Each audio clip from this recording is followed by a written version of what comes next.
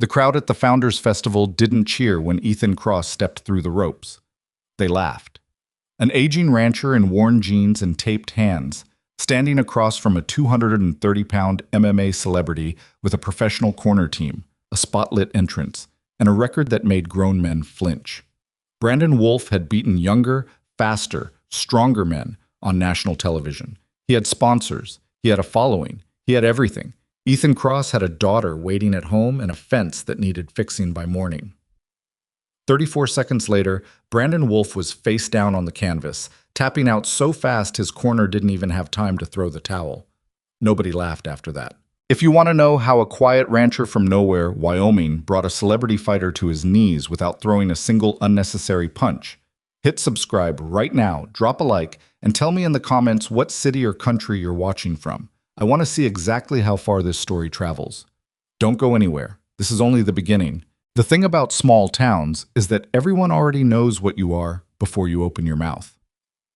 Ethan Cross had been living in Ashwood Ridge for 11 years, and in that time the town had decided he was quiet, polite, harmless, sad, a widower, a rancher barely keeping his head above water, a middle-aged man who drove a rust-spotted F-250 with a cracked side mirror and never seemed to replace it. He wore the same rotation of Carhartt jackets and faded Wranglers. He ate breakfast alone at May's Diner every Tuesday and Thursday morning, always ordered black coffee and 2 eggs over easy, always left a tip that was slightly more than it needed to be, and never lingered.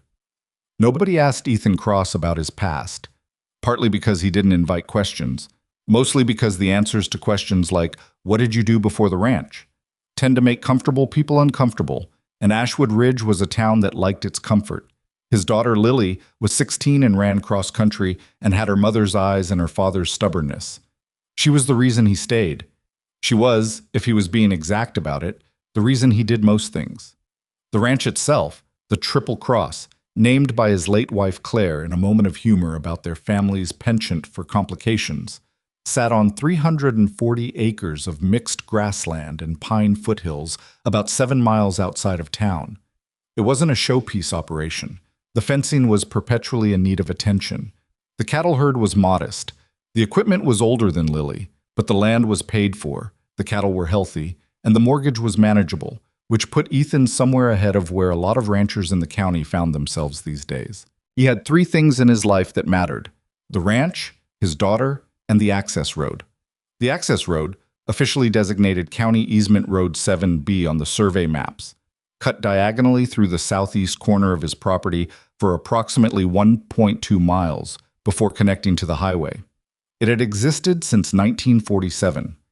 His grandfather had granted the original easement. Every subsequent owner of the neighboring property, the old Hardcastle spread, had used it without incident for 3/4 of a century. Then Brandon Wolf bought the Hardcastle spread in March. Ethan first heard the name Brandon Wolf from Lily, which told him something about how the arrival had been processed in town. She came in from school on a Thursday afternoon in late April, dropped her backpack on the kitchen chair she'd been dropping it on since she was 6 years old, opened the refrigerator, stared into it for 15 seconds without taking anything, then said, "Did you know the guy who bought the Hardcastle place is famous?" "Famous for what?" "Fighting, like MMA. He has 4 million followers." Ethan turned a page of the fence repair invoice he'd been looking at. "Huh. His name is Brandon Wolf. There's videos of him knocking people out. He's kind of..." She paused, considering a lot. A lot. Like a lot. He already had someone come out and start clearing the south tree line, with machines. Ethan looked up then. "Which tree line?" "The one along the road." He set the invoice down. "That tree line is on my property." Lily looked at him carefully.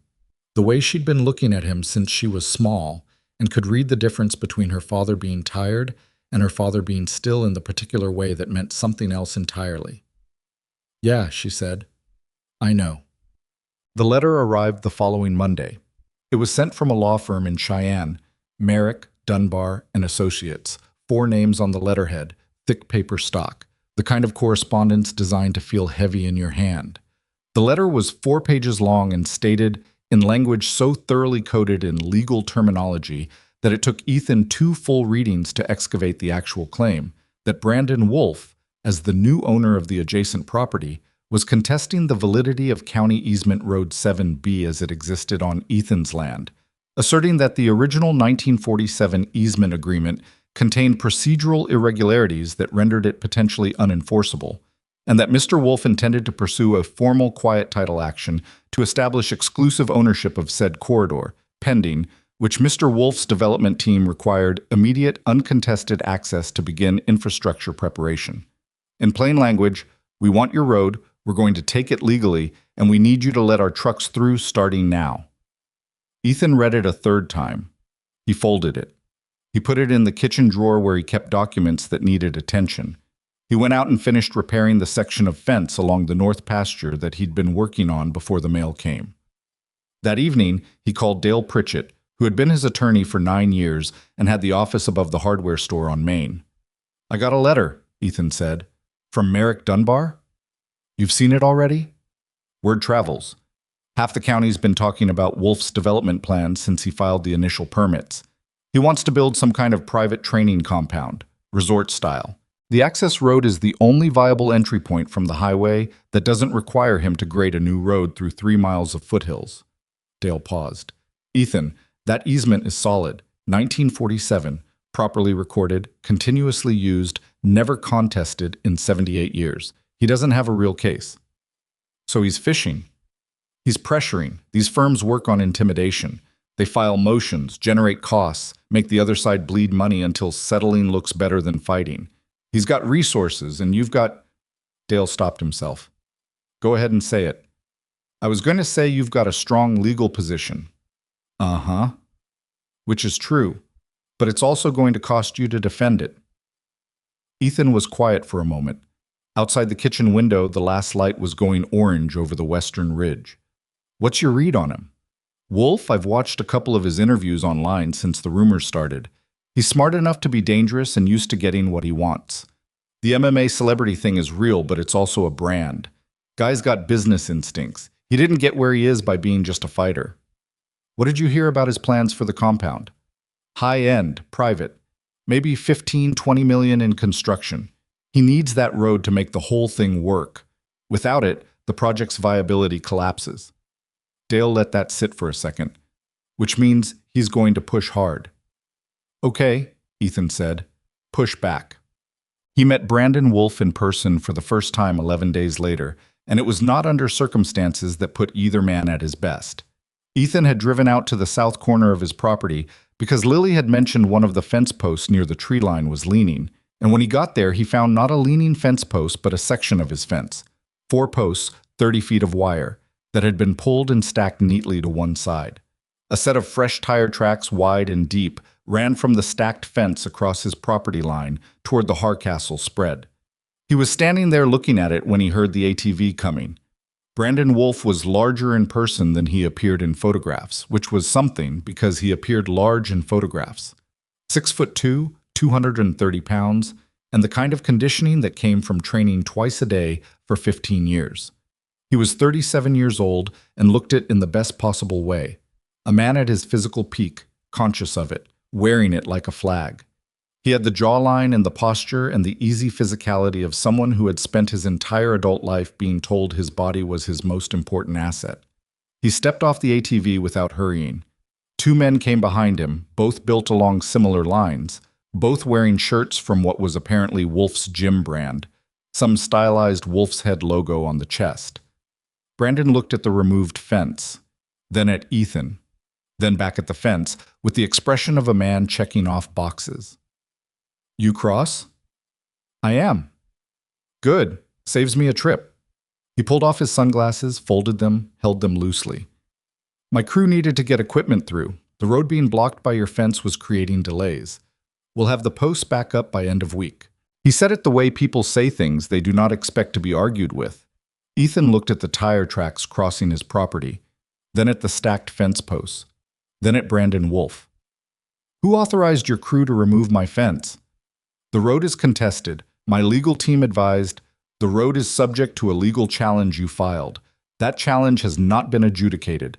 The fence is on my property. You had no authorization to remove it." Brandon's jaw shifted slightly. Not anger yet, just recalibration. He smiled then, and it was a practice smile, the one he probably used for pre-fight press conferences. Look, man, I hear you, and I respect that you've got a position here, but let me be straight with you, because I think you deserve that. I'm building something significant on this land. It's going to bring jobs to this county. It's going to raise property values.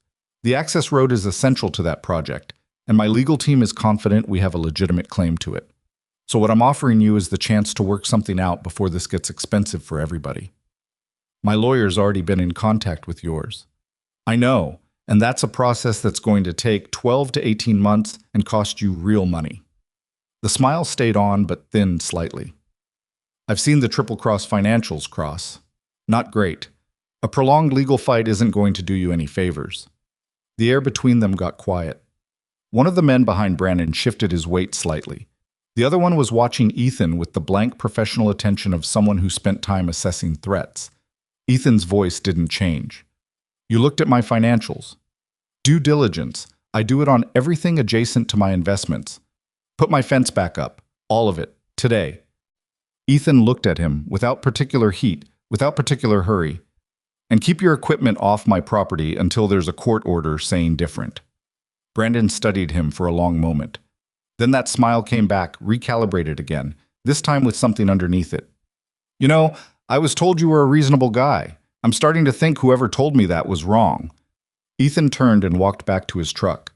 Behind him, one of Brandon's men said something low and laughing. He didn't turn around. He got in the truck, started the engine, and drove back toward the ranch house. In the rearview mirror, he watched Brandon Wolf stand there watching him go, and even from that distance, he could see the man was already thinking about what came next. The fence was not replaced that day, or the next.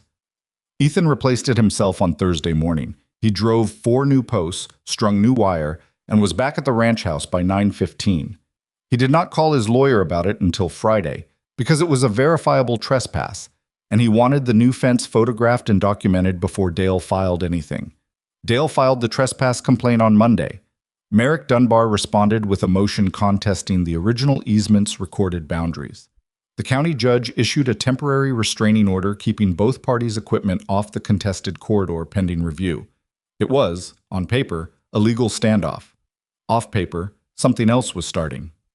It was Sheriff Garrett Sloan who first told Ethan what was being said around town, which Garrett did not enjoy, and Ethan did not enjoy hearing. Garrett was a compact, deliberate man in his early 50s who had been sheriff of Calhoun County for 16 years. He had known Ethan Cross for a decade, had never asked him many questions, and had always trusted the answers when he did. They ran into each other at the feed store on a Wednesday, and Garrett pulled him aside near the pallets of mineral blocks where the foot traffic was sparse. Heard something I thought you should know. Go ahead. Wolf's been having dinner at the Ridge House 2-3 nights a week, entertaining county commissioners, talking about the development project, the jobs it'll create, the tax revenue.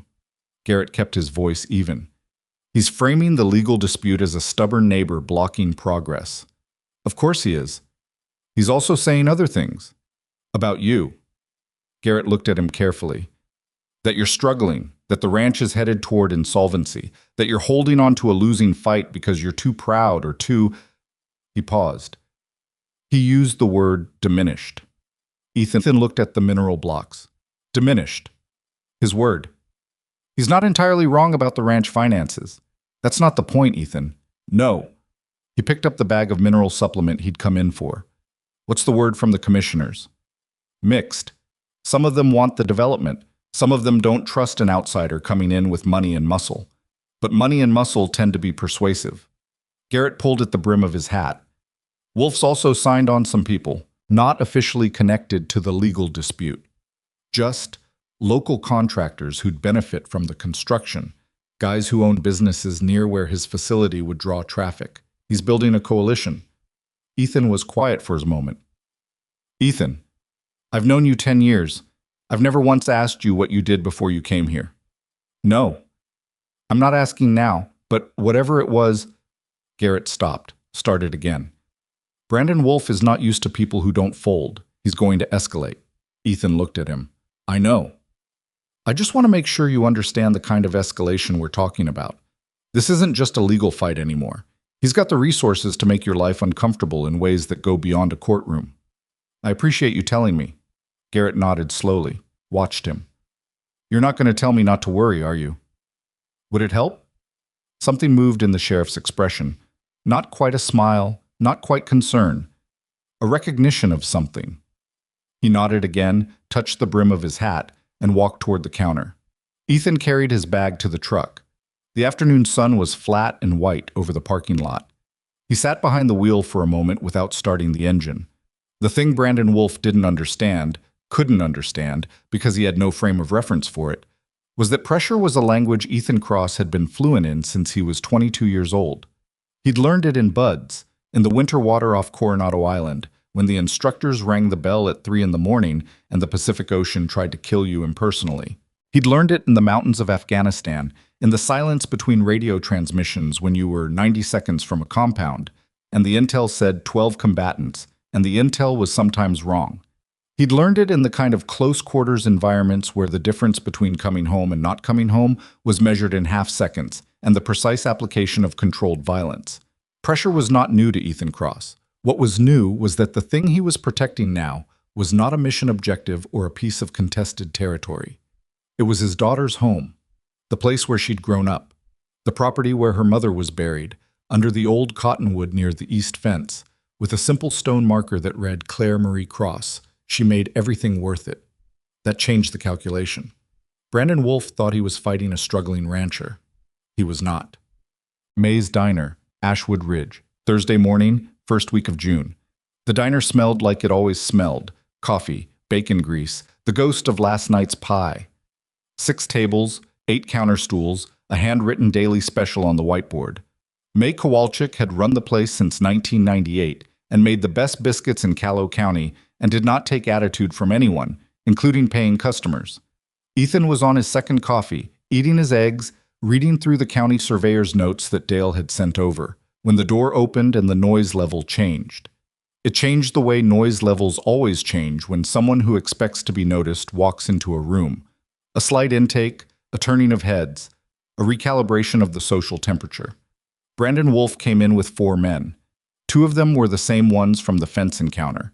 The other 2 were new, younger, bigger, wearing the same Wolfe's Head gym logo. They arranged themselves with the unconscious choreography of people who perform their own entrance regularly. Ethan kept reading the surveyor's notes. He was aware, the way he was always aware of everything in a room, that Brandon had spotted him. The slight pause. The exchange of something quiet between Brandon and one of his men. The deliberate choice of direction. They took the table next to his. May came over immediately because May was not impressed by large men or celebrity followers and asked what they wanted. They ordered. She left. The table was loud in the normal way of confident men in a group, comfortable with their volume, uninterested in moderating it. Ethan turned a page of the surveyor's notes. Hey. He looked up. Brandon was turned in his chair, one arm over the back, looking at him with an expression of practiced friendliness that didn't quite reach the eyes. Cross. Small town, right? It is. Getting some reading done? Working. Brandon nodded slowly, looking at the documents. County survey stuff? That your legal team's new angle? He said it casually, conversationally, but the table had gone slightly quieter around him. Ethan set the papers face down. What do you want, Mr. Wolfe? Nothing. Just saying hello, being neighborly. He smiled. You know, I've been asking around about you. People in town, longtime residents, they like you. Said you're a good neighbor, good father, keep to yourself. One woman at the hardware store said you helped her carry lumber to her car in the rain. He tilted his head. Said you were a good man. Okay. I'm also hearing the ranch is in rougher shape than it looks, that your equipment's been depreciating faster than you can replace it, that you've had to let 2 hired hands go in the last 18 months. He paused. That your daughter's looking at college in 2 years, and the financial math there isn't easy. The diner had gotten quiet now. May, behind the counter, was watching. The couple at the far table had stopped eating. The whole room had the particular stillness of people witnessing something they don't want to witness but cannot look away from. Ethan looked at Brandon Wolfe without expression. My daughter, he said, is not a topic I discuss with strangers. I'm your neighbor. You're a man who pulled down my fence without permission and is trying to take my road. That's not a neighbor." Brandon's smile widened, and that's when Ethan recognized it for what it was: the fighter's tell before pressure. The expression that wasn't really friendliness at all, but something wearing friendliness as a coat. "That's the thing I keep running into with you. You talk like you've got leverage you don't actually have. I've got 4 attorneys. I've got 12 million in committed development capital. I've got county commissioners who want this project to happen. What have you got, Cross? Seriously. Because from where I'm sitting, you've got a broke ranch, a legal position that'll cost you $200,000 to defend. And..." He glanced at Ethan's jacket, his work-worn hands, his faded Wrangler jacket with the frayed cuffs. "I don't know, 51 years old? The look of a man who already fought everything he had to fight and lost more than he won." The table had gone completely silent. Brandon leaned forward slightly, dropping his voice just enough that it felt like a private thing, which it wasn't. "I'm giving you a real offer. Take the settlement. I'll pay you fair market value for a formal easement, plus damages for the fence incident. Call it $80,000. You walk away with cash, no more legal bills, and your ranch stays yours. That's a better outcome than what the courts are going to give you after 2 years of fighting." Ethan looked at him for a long, still moment. Then he picked up his coffee cup, drank from it, and set it down. "No." Brandon blinked, just once. "No. No." A beat of silence. Then Brandon's jaw set, and something shifted in his posture. The performance of patience dropping away, replaced by something more direct. "You realize what you're choosing here?" "I do." Brandon stood up, not aggressively, but with the deliberate physicality of a man accustomed to using his size as punctuation. He was tall enough that standing put him looming over Ethan's table, even at a few feet of distance. He reached down and put one large hand on Ethan's shoulder. What happened next took approximately half a second. Ethan's hand came up and over and found a specific point on the inside of Brandon Wolf's forearm, a cluster of nerves and tendons located just proximal to the wrist flexors, a pressure application technique that had a name in the SEAL community, but was mostly called by the less formal description of the thing that makes large people let go immediately. No strike, no grab, no drama, just a precise, controlled application of pressure to exactly the right point. Brandon Wolf's hand came off Ethan's shoulder as if it had been disconnected at the joint. He took a half step back. His face cycled through 3 expressions in rapid succession: surprise, pain, incomprehension, and then landed on a 4th one that was harder to read. Ethan picked up the surveyor's documents, folded them, and put them in his jacket pocket. "Have a good morning," he said. He stood, put down enough cash to cover his bill and the tip, nodded once to May, who was watching from behind the counter with an expression he couldn't fully read, walked to the door. "Cross?" He stopped but didn't turn. "Founders Festival, June 14th. Brandon's voice had changed, still controlled, but with something colder running underneath it now, the polished friendliness entirely gone. "Charity fight card in the evening. I'm the headline. I want you on that card." Ethan turned slightly, enough to show his profile. "Charity event, mixed amateur and exhibition. Your choice of format. Winner's purse goes to the County Emergency Services Fund." A pause. "Town watches. County watches. You win. I drop the legal challenge. The road stays yours, no further contest. I reroute my development access." Another pause, shorter. "You lose or you don't show. I escalate the legal action, and I fund it fully, as long as it takes." The diner was absolutely, completely silent. Nobody was pretending to do anything else. Ethan turned to face him fully. Brandon Wolf stood in the middle of May's diner, 4 large men behind him, the county's eyes on him, and looked at Ethan Cross the way men look at problems they believe are already solved. Ethan Cross, 51 years old, worn jacket, second-hand boots, a ranch hanging by threads, a daughter who ran cross-country and had her mother's eyes, looked back at him. "June 14th, Ethan said.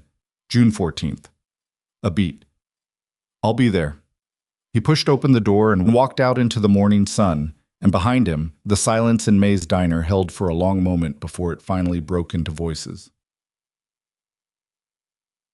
I was halfway to his truck when his phone buzzed. A text from a number he hadn't seen in 4 years. He stopped. looked at the screen. The message was 4 words. Heard. You need anything? The sender was listed in his phone under a single letter. R. Ethan stood in the parking lot of May's Diner on a Thursday morning in early June in Ashwood Ridge, Wyoming, looking at 4 words on a screen from a man he'd served with in places that didn't appear on civilian maps. A man who was currently doing work for organizations whose names also didn't appear on most public documents. He typed back 2 words. I'm good. He put the phone in his pocket. He got in the truck. He sat there for exactly 7 seconds. Then he took the phone back out and looked at the message again. And for the first time since this entire thing started, something that was not quite a smile moved across Ethan Cross's face. He put the truck in gear and drove toward home. The drive back to the ranch took 22 minutes on a good day. Ethan made it in 19, not because he was rushing, but because his hands knew the road and his mind was somewhere else entirely. He pulled into the gravel drive, cut the engine, and sat in the cab for a moment, listening to the tick of cooling metal. The morning was bright and indifferent. 2 of his Angus cows were standing near the water trough, doing what cattle do, which is mostly nothing. The old barn needed its east wall painted. The fence along the north pasture, the section he'd repaired 2 weeks ago, looked straight and solid from here. He got out and went inside and stood at the kitchen counter and drank a glass of water. Then he called Dale Pritchett. I accepted a fight, Ethan said. A pause on the other end. Say that again. Brandon Wolf, Founders Festival, June 14th. Exhibition match, charity card. He offered to drop the legal challenge if I win. Another pause, longer. Ethan, that's not a legally binding agreement. I know. He can say whatever he wants in a diner and then, I know, Dale. Then why? Because he's not going to stop. You said it yourself. 12 to 18 months, real money, and he's building a coalition with the commissioners. He's going to make this property impossible to hold on to while the case drags out. He'll find ways. Code violations, access disputes, harassment that's just barely legal. That's how these things work when the other side has money and patience. So your plan is to fight an MMA celebrity. My plan is to give this town something to talk about other than how Brandon Wolf is bringing progress, and Ethan Cross is the stubborn old man standing in the way of it. A very long pause.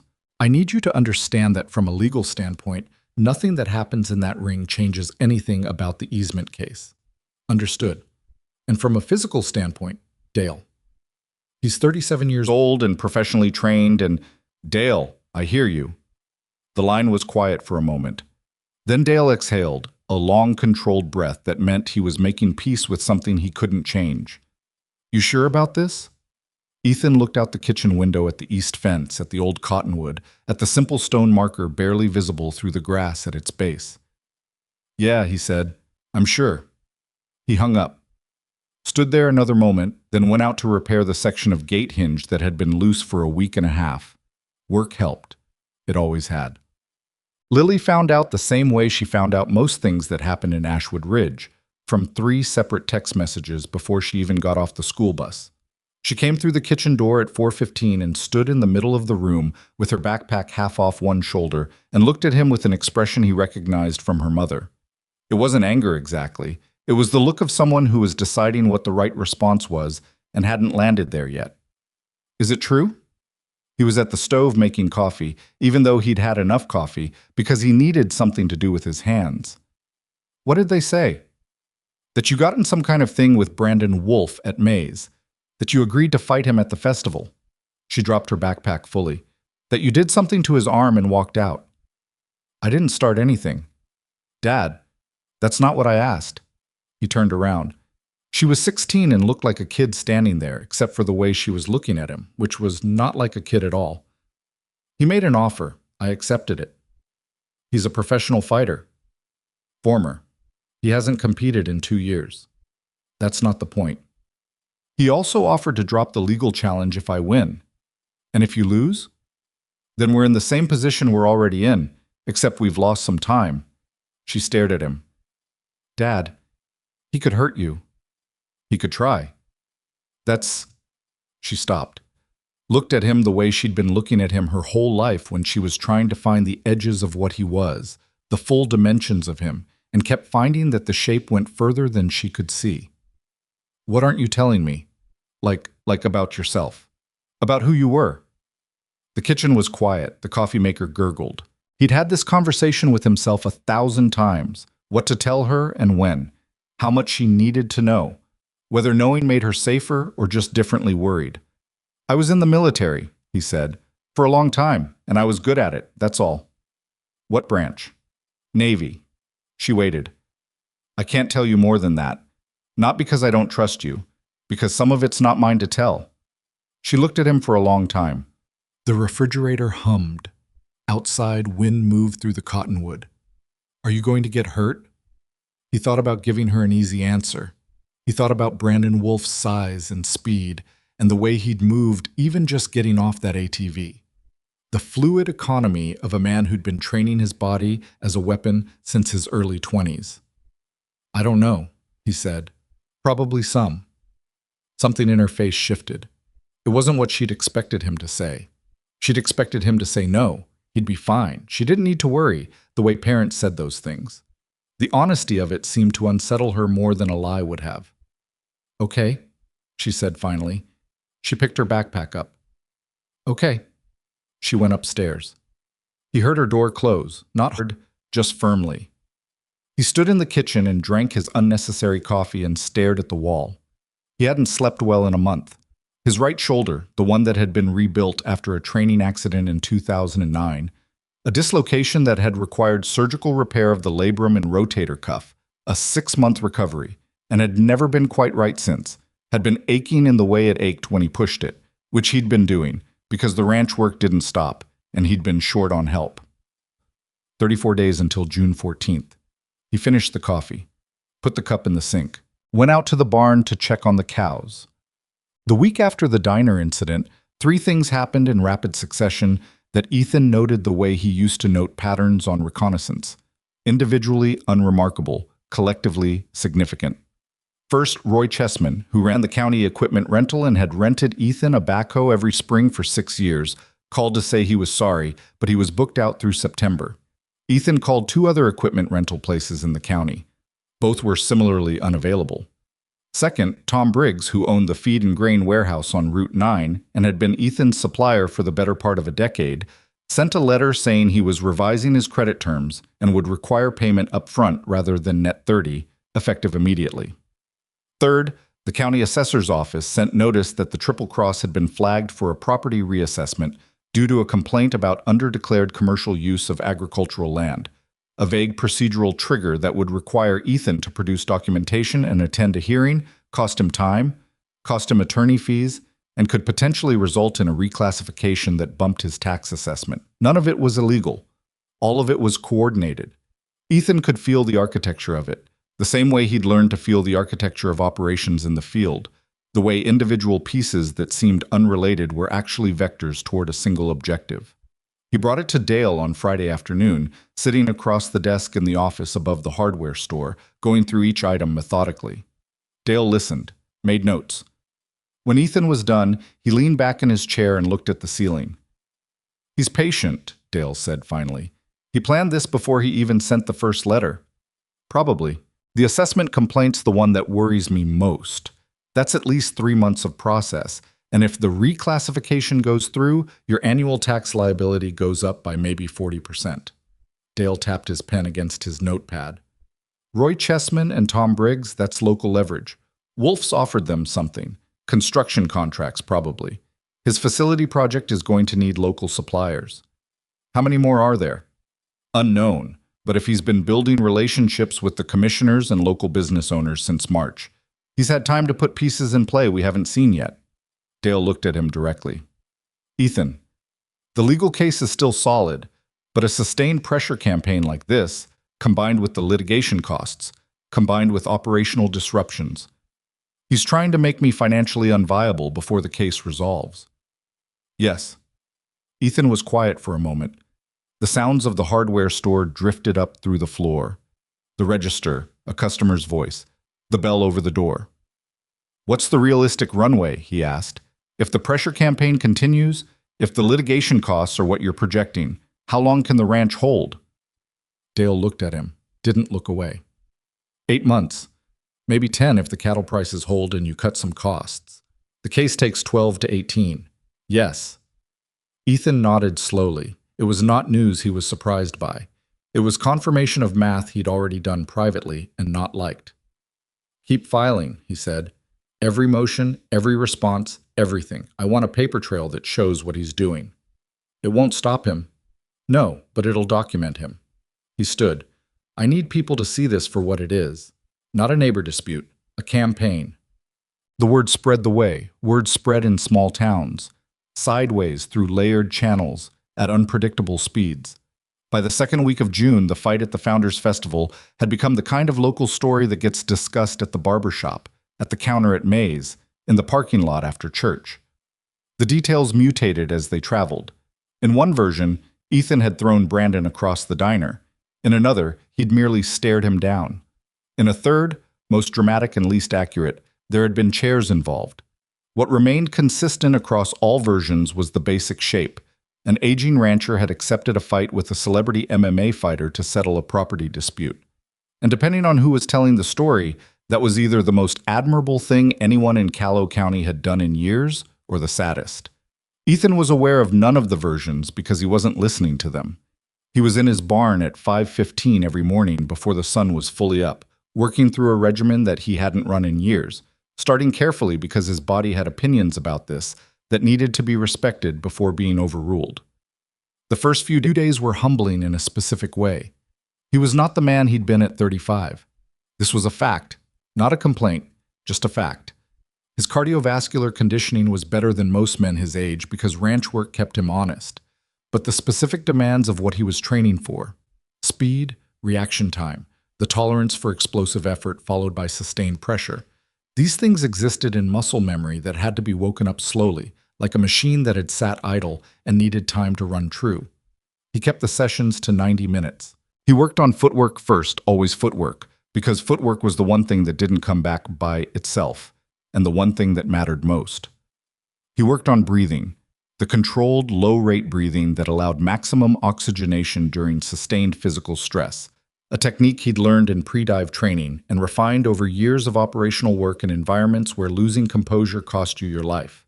He worked on body mechanics, the specific angles and leverage points that allowed a smaller or older combatant to neutralize a stronger, faster one. He did not work on being faster than Brandon Wolf. That was a fight he couldn't win and knew better than to try. He worked on being precise because precision was something you could maintain at 51 that you couldn't maintain at 22. Because precision was built from experience rather than youth, and experience was the one thing he had more of, not less. His shoulder hurt. He managed it. Ice in the evenings, mobility work in the mornings, careful attention to angles that would load the joint in ways it didn't recover from cleanly anymore. He'd fought through worse with less awareness of the problem. That was the advantage of age that nobody talked about. You knew exactly where your limits were and could work right up to the edge of them without going over.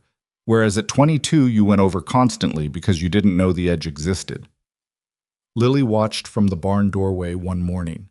He didn't stop what he was doing, and she didn't say anything, just watched for a few minutes and then left.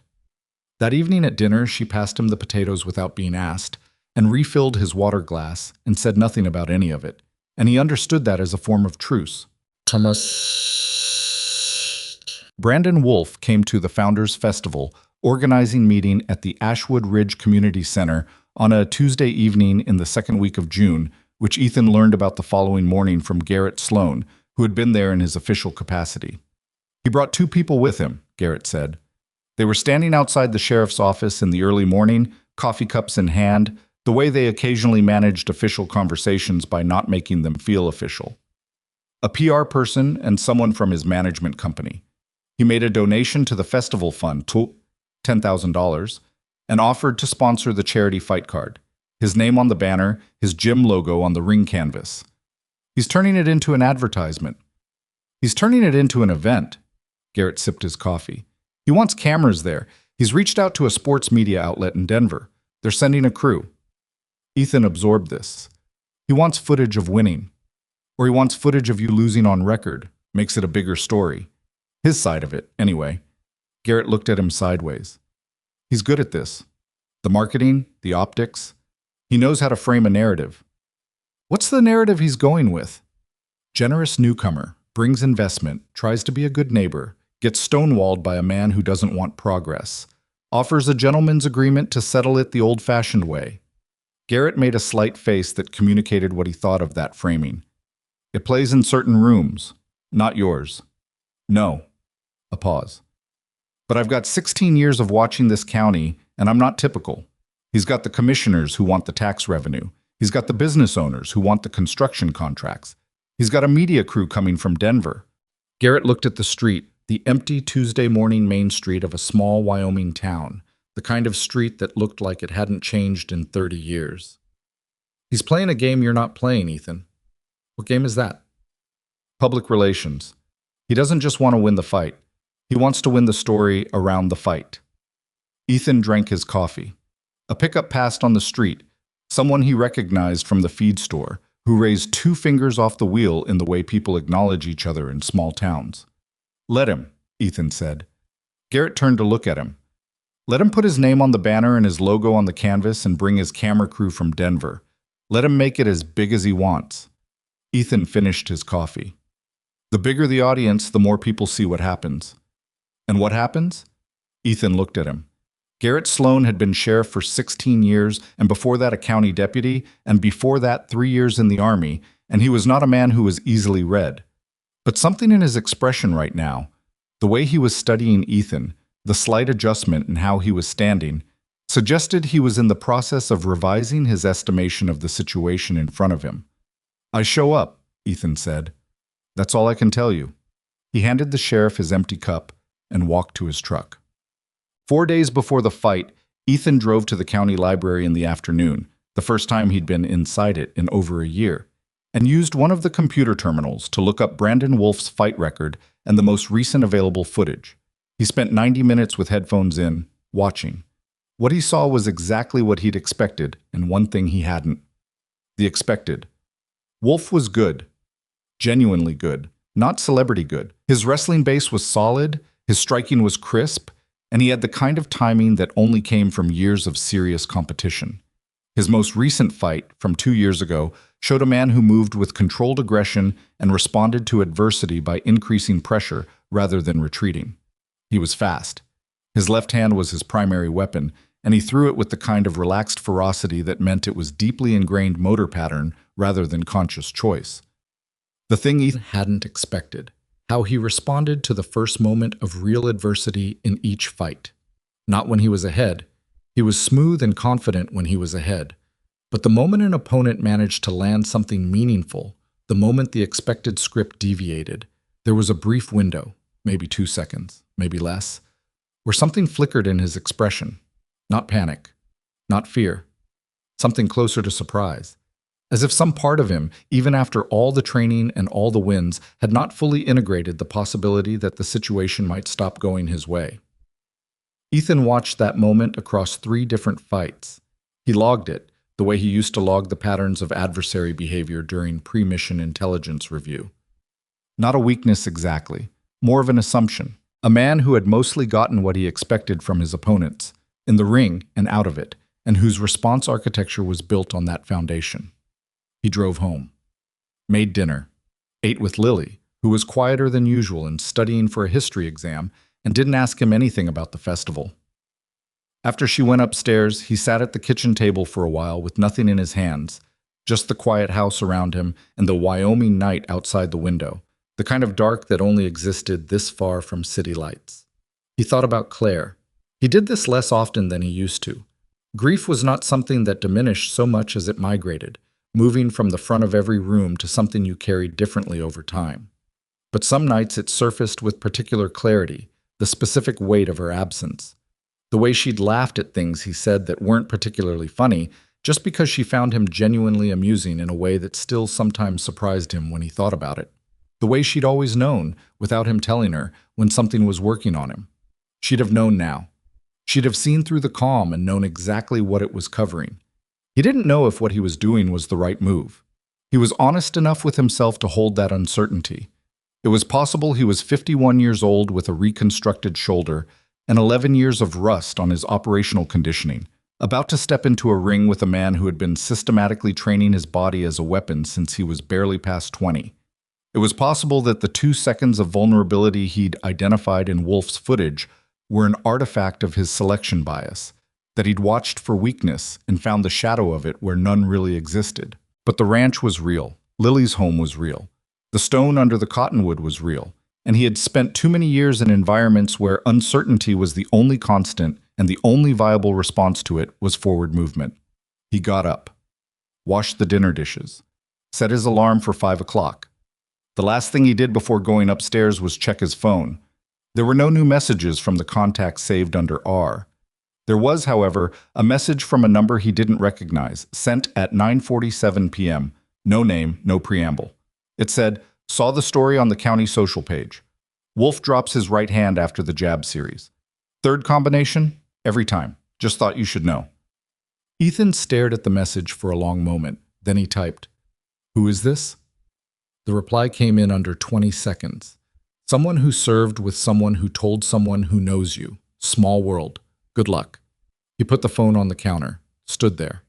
Then he went upstairs and slept better than he had in weeks, which was either confidence or the particular peace that comes from having committed to a direction and stopped second-guessing it. He wasn't sure which, maybe both. The morning of June 14th arrived the way significant days sometimes do. Quietly, without announcement, the sky pale and clear and indifferent to what it was about to witness. Ethan was up at 4:30, not because his alarm went off, but because he'd been lying in the dark for 20 minutes already, listening to the house breathe around him, and at some point the ceiling stopped offering anything useful, so he got up. He made coffee, stood at the kitchen window and watched the eastern ridge go from black to charcoal to the first thin wash of gray-pink that meant morning was coming, whether you were ready or not. The cottonwood near the east fence moved slightly in the pre-dawn wind. He could just make out the pale shape of the stone marker beneath it. He drank his coffee standing up. At 5, he went to the barn and ran his last pre-competition session. Not training, just movement, 30 minutes of footwork and breathing and controlled shadow work to remind his nervous system what it was supposed to do. His shoulder was manageable. The ache was there, a consistent companion at this point, but it was stable rather than sharp, which was the distinction that mattered.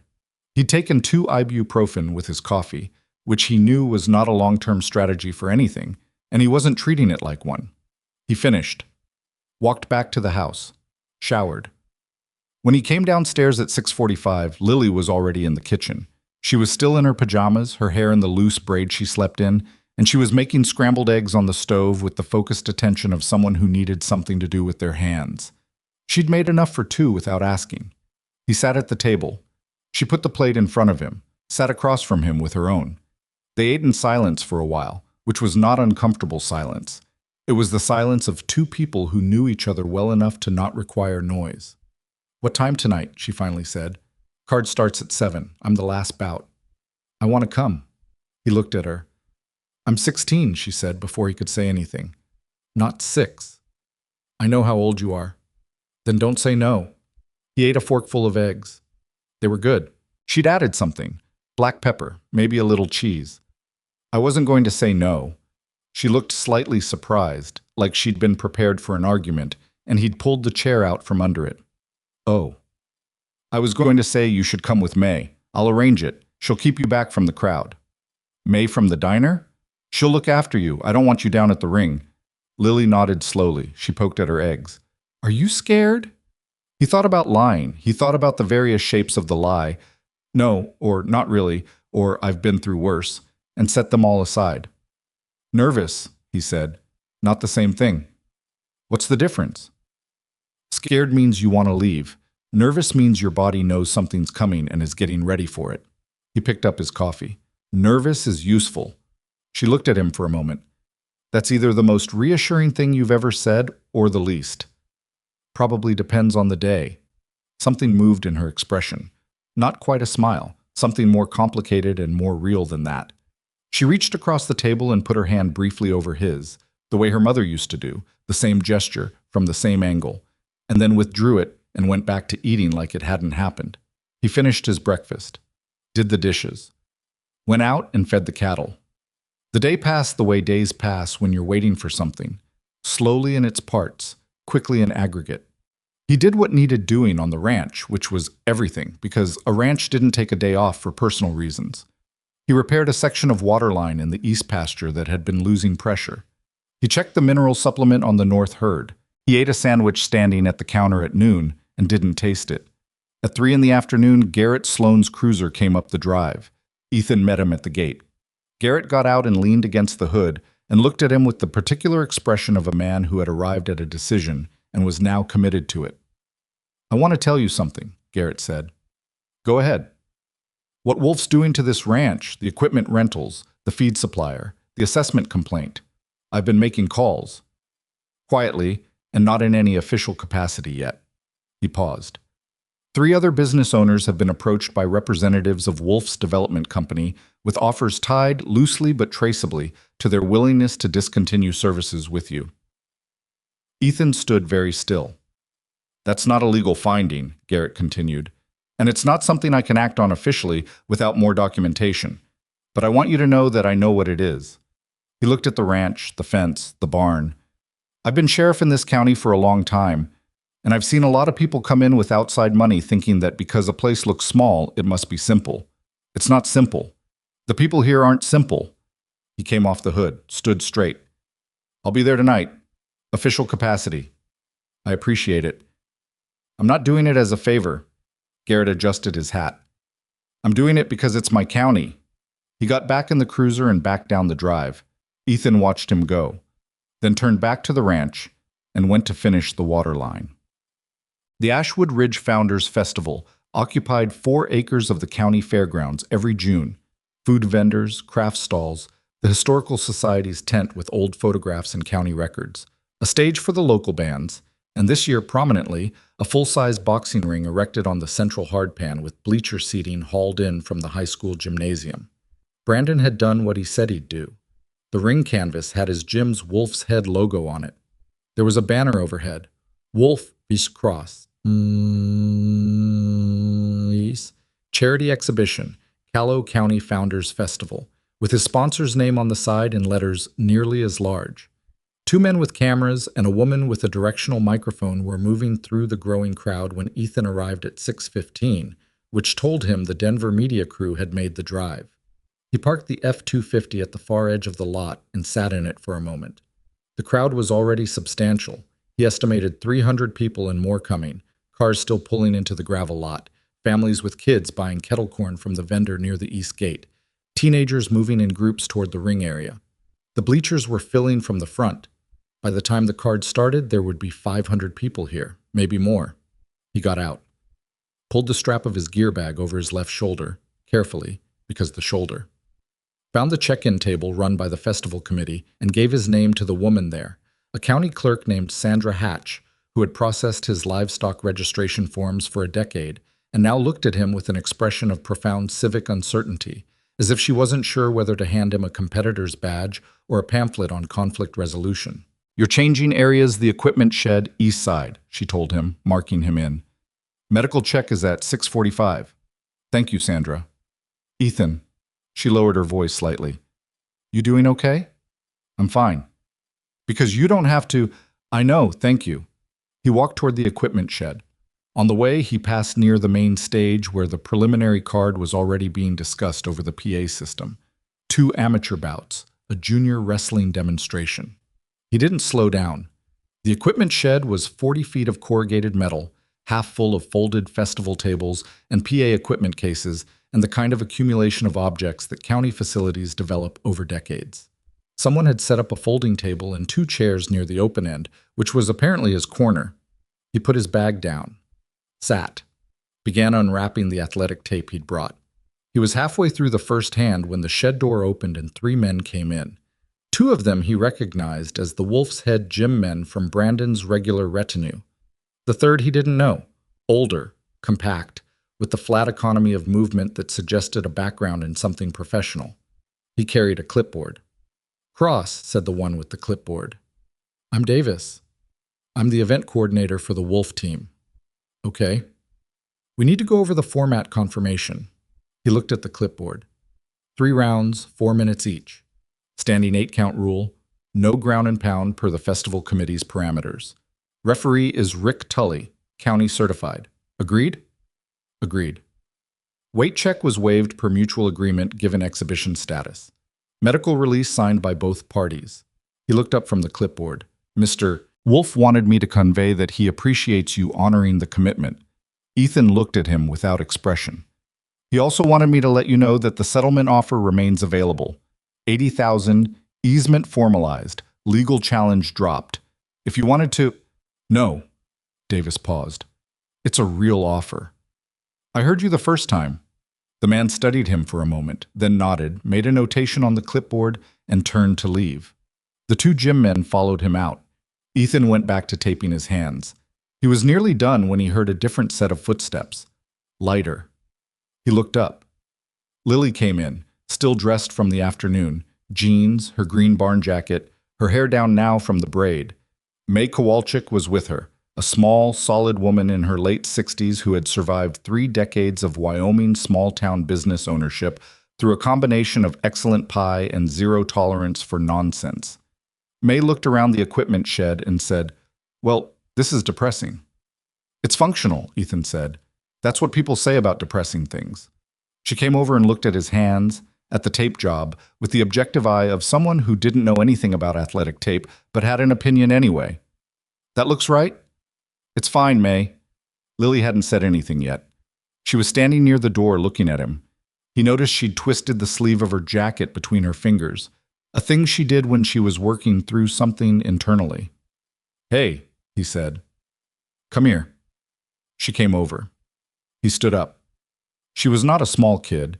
She'd gotten his height, which her mother had always found quietly funny, and looking at her directly didn't require either of them to adjust much. "Listen to me," he said. "Whatever happens tonight, the ranch is ours. The legal case is solid regardless of this. Dale has everything documented. If Wolf doesn't honor his word, we keep fighting in the courts, and we've got a record of his conduct." He kept his voice even, direct. "I'm not doing this because it's the only way to save the ranch." She waited. "I'm doing this because he walked into May's diner and put his hand on my shoulder in front of this entire town and told them I was diminished." He paused. "I'm doing this because some things need answering, not for the lawyers and not for the cameras he brought from Denver. For us." Lily looked at him for a long time. Her jaw was set in the way his jaw set. "Don't get hurt," she said. "I'll do my best." "That's not the same as promising." "No," he agreed. "It's not." May put a hand on Lily's shoulder. "Come on, sweetheart. Let the man finish getting ready." She guided Lily toward the door.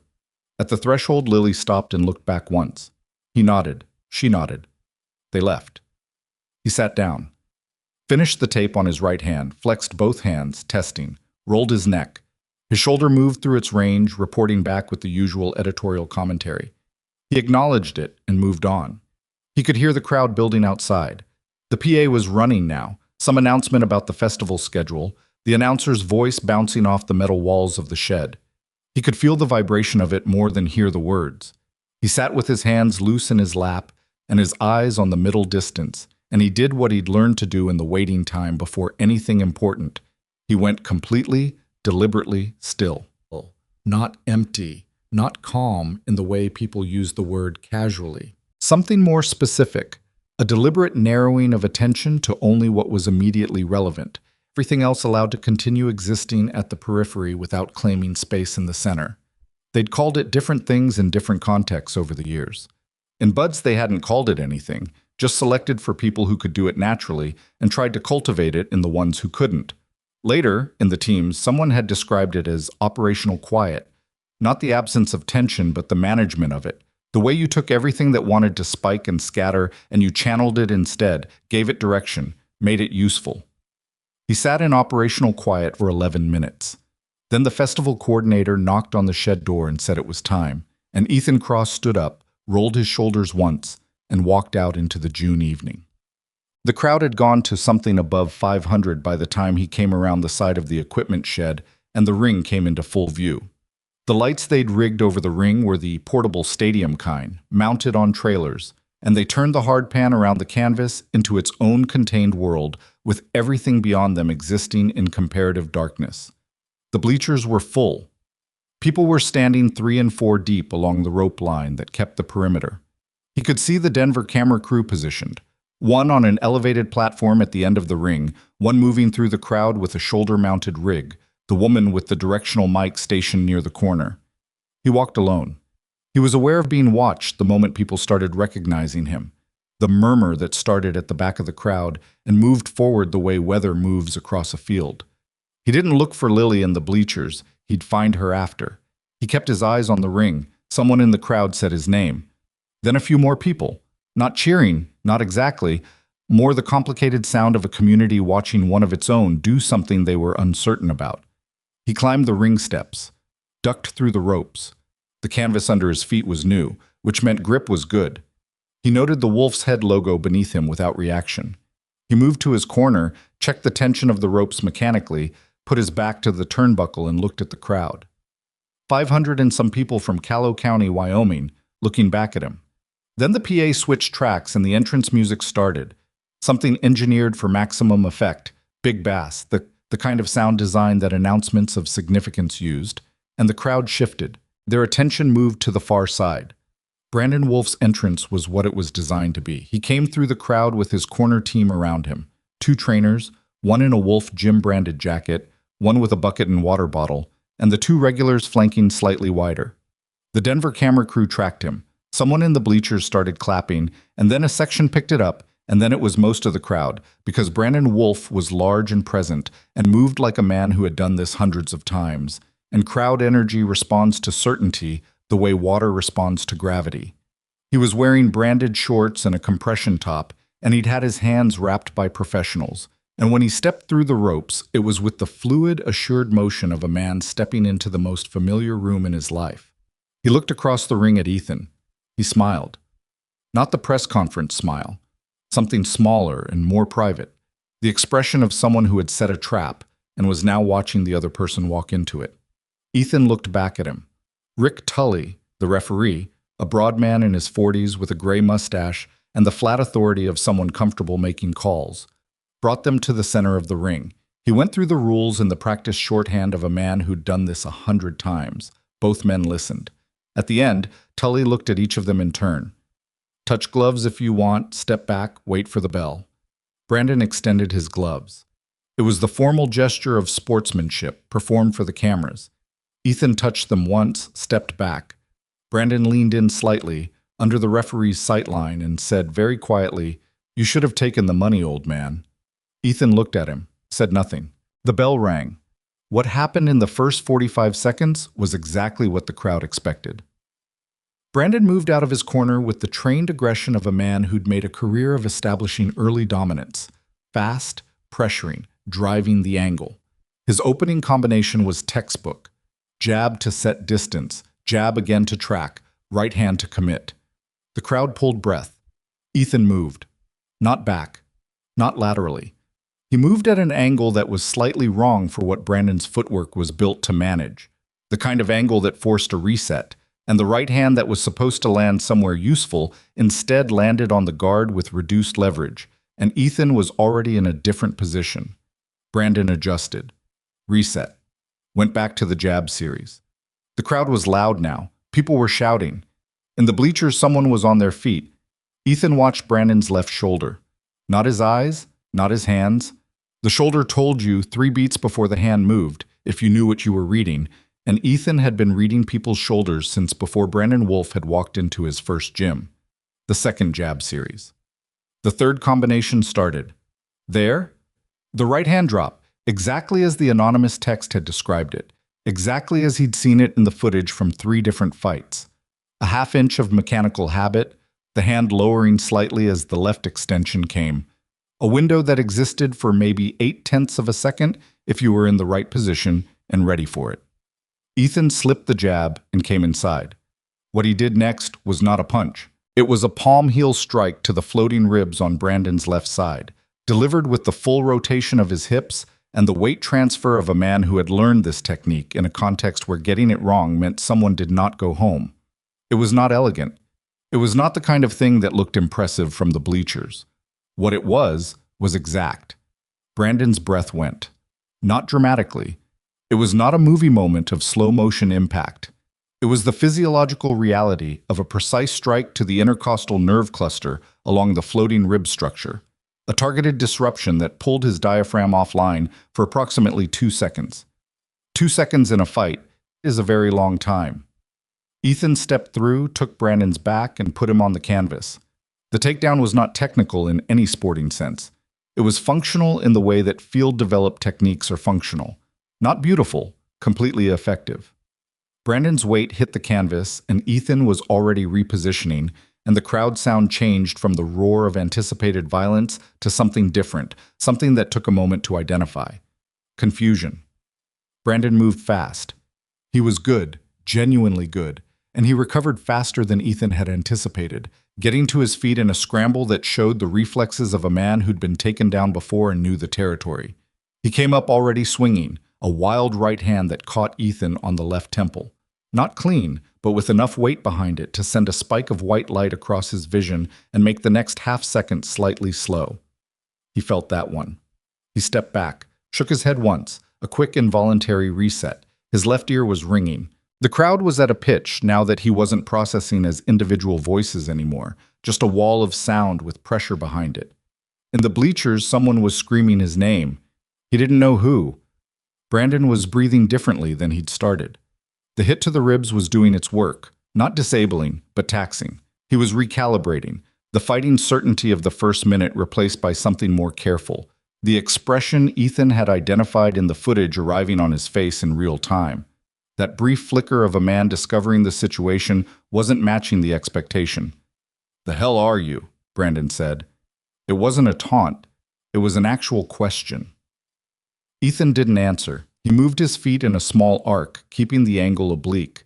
His left temple was going to bruise. His shoulder was not happy about what the takedown had asked of it. The ibuprofen from this morning was doing all it was going to do. He could feel the crowd. Not hear it, feel it, the way you feel weather before it arrives, as a change in air pressure and atmosphere rather than a sensory input. 500 and some people in Calhoun County, Wyoming, who had come here expecting to watch a foregone conclusion, were standing in the June night realizing they did not know what they were watching. Brandon came again. More controlled this time, more technical, the panic put away and the training taking back over. He feinted with the left, changed level, went for a takedown of his own. His wrestling was good, and the change-up was well executed, and for a beat it looked like he might get it. Ethan sprawled. Not perfectly. His shoulder screamed at the angle, genuinely screamed, the joint doing something that made him aware it had opinions about this, but effectively enough to deny the position, to keep himself upright, to redirect Brandon's momentum and use it. They ended up against the ropes. Brandon was breathing hard. Ethan was breathing hard. This was not a story about effortless superiority. This was two men, one younger and faster and more trained in the sport of fighting, one older and wearing different kinds of experience, in a ring under portable stadium lights in Wyoming, while 500 people watched and a Denver camera crew captured everything. The referee stepped in, reset them to center ring. Ethan's shoulder was a problem. He adjusted his stance slightly. Not so much that it was visible, but enough to take some load off the joint. He moved through the new limitation the way he'd moved through limitations his whole adult life. Acknowledge, adapt, continue. Brandon came in again, and this time Ethan let him set the pace for a moment, reading, cataloging. There was something happening in Brandon's right eye. A slight tracking irregularity on the left side, which told him the ribs were affecting his head movement, making the left side defense slightly slower than his baseline. He noted it, filed it, round one ended. In his corner, which was just himself and a water bottle he'd brought, and nobody else, Ethan sat on the stool and breathed and assessed. His left temple was swollen, a tight pressure above the eye. His shoulder was between a 4 and a 6 on a scale he'd developed over years of operating in conditions where the scale mattered. His cardiovascular was manageable. The conditioning work of the past month had held. He looked across the ring. Brandon's corner was working on him. One trainer talking rapidly, the other working his legs, both of them focused and professional. Brandon was listening, his chest moving with controlled, deliberate breathing, his eyes on the canvas, somewhere inside himself. Then he looked up, across the ring, at Ethan. And something passed between them in that look that was not hostility exactly, and was not respect exactly. Something more complicated than either, the recognition two people sometimes arrive at in the middle of something significant. The moment when a situation that one of them thought they understood clearly becomes something neither of them fully does. The bell for round 2 rang. Brandon came out differently. Slower, more measured, the relentless pressure of round 1 replaced by something more patient. He was fighting a different fight now. The fight he fought when he wasn't sure, when the expected dominance had failed to materialize and he had to go looking for a different answer. Ethan watched him. The crowd was quieter now than it had been, which was its own kind of loudness. The silence of people who had stopped processing what they were seeing through the lens of expectation and were just watching, present, uncertain of what would happen next. He moved. Brandon tracked. Then Ethan did something he hadn't done yet, something he'd been holding back because it required the shoulder to cooperate, and he hadn't been sure it would. He faked the retreat, a half step back that looked like disengagement, and then drove forward at the angle he'd been setting up since the beginning of the round, inside Brandon's guard, in close, where size and reach and trained striking technique became less relevant, and the equations of the fight changed. Brandon tried to tie him up. Ethan's left hand found the back of his neck. The standing control he applied was not something in any sport fighting rulebook. It was a position, necktie, weight transfer, specific hip angle that had been refined for utility in environments where the objective was not points, but outcomes. And its effect was to make Brandon's superior strength suddenly work against him rather than for him. The leverage was wrong for him. Every push created more control. Every pull created more exposure. Brandon's coach yelled something from the corner. Brandon felt the wrongness of his position and tried to power out of it, which was the right instinct and the wrong application. And for approximately 4 seconds, Ethan Cross held one of the most physically capable men in Callow County in a position of complete mechanical disadvantage before the referee stepped in and separated them for a rope break. The crowd made a sound. It was not cheering, and it was not silence. It was the sound a crowd makes when it has witnessed something that doesn't have a category yet. Ethan stepped back to center. Brandon stepped back to center. The referee looked at both of them. Brandon's face was a controlled surface over something moving underneath it. He was looking at Ethan with the specific attention of a man who had just had his understanding of a situation materially revised and was doing the revision in real time, in public, under lights. "Where did you learn that?" he said. Not angry, not performing. An actual question. "Doesn't matter," Ethan said. The referee called them to resume. And in the bleachers, somewhere in the crowd of 500 people in Callow County, Wyoming, someone who had not been sure what they came here to watch tonight leaned over to the person next to them and said something that the cameras and the directional mic couldn't pick up, but that moved through the crowd in seconds anyway. Because some things don't need amplification. The second round lasted 2 minutes and 41 seconds before the bell ended it, and in those 2 minutes and 41 seconds, the crowd at the Ashwood Ridge Founders Festival went through something that the Denver camera crew, reviewing footage later, would struggle to adequately capture. Not because their equipment failed, but because what happened was largely interior. A collective shift in understanding that registered on faces and in body language and in the specific quality of noise a crowd makes when it is revising its assumptions in real time. Ethan went back to his corner and sat on the stool and put the water bottle to his lips and drank without tasting and looked at the canvas between his feet. His left temple had tightened into a solid throb. His shoulder was a persistent, specific complaint that he was managing with the part of his attention he could spare for it, which was not much. His breathing was controlled, coming down from the round's demands. The measured low-rate pattern that kept oxygen moving efficiently and kept the system from overcooking itself.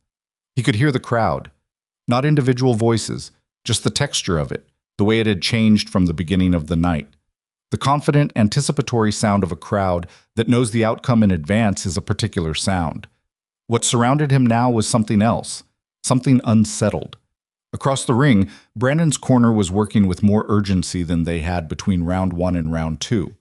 The head trainer, a compact, sharp-eyed man named Costa, who had worked Brandon's corner since his early career, was talking rapidly with one hand on Brandon's shoulder and his eyes moving over Brandon's face the way a mechanic looks at an engine that isn't behaving. Brandon was listening, his chest still moving with the deliberate, controlled breathing of a man maintaining composure through act of will. His ribs were bothering him.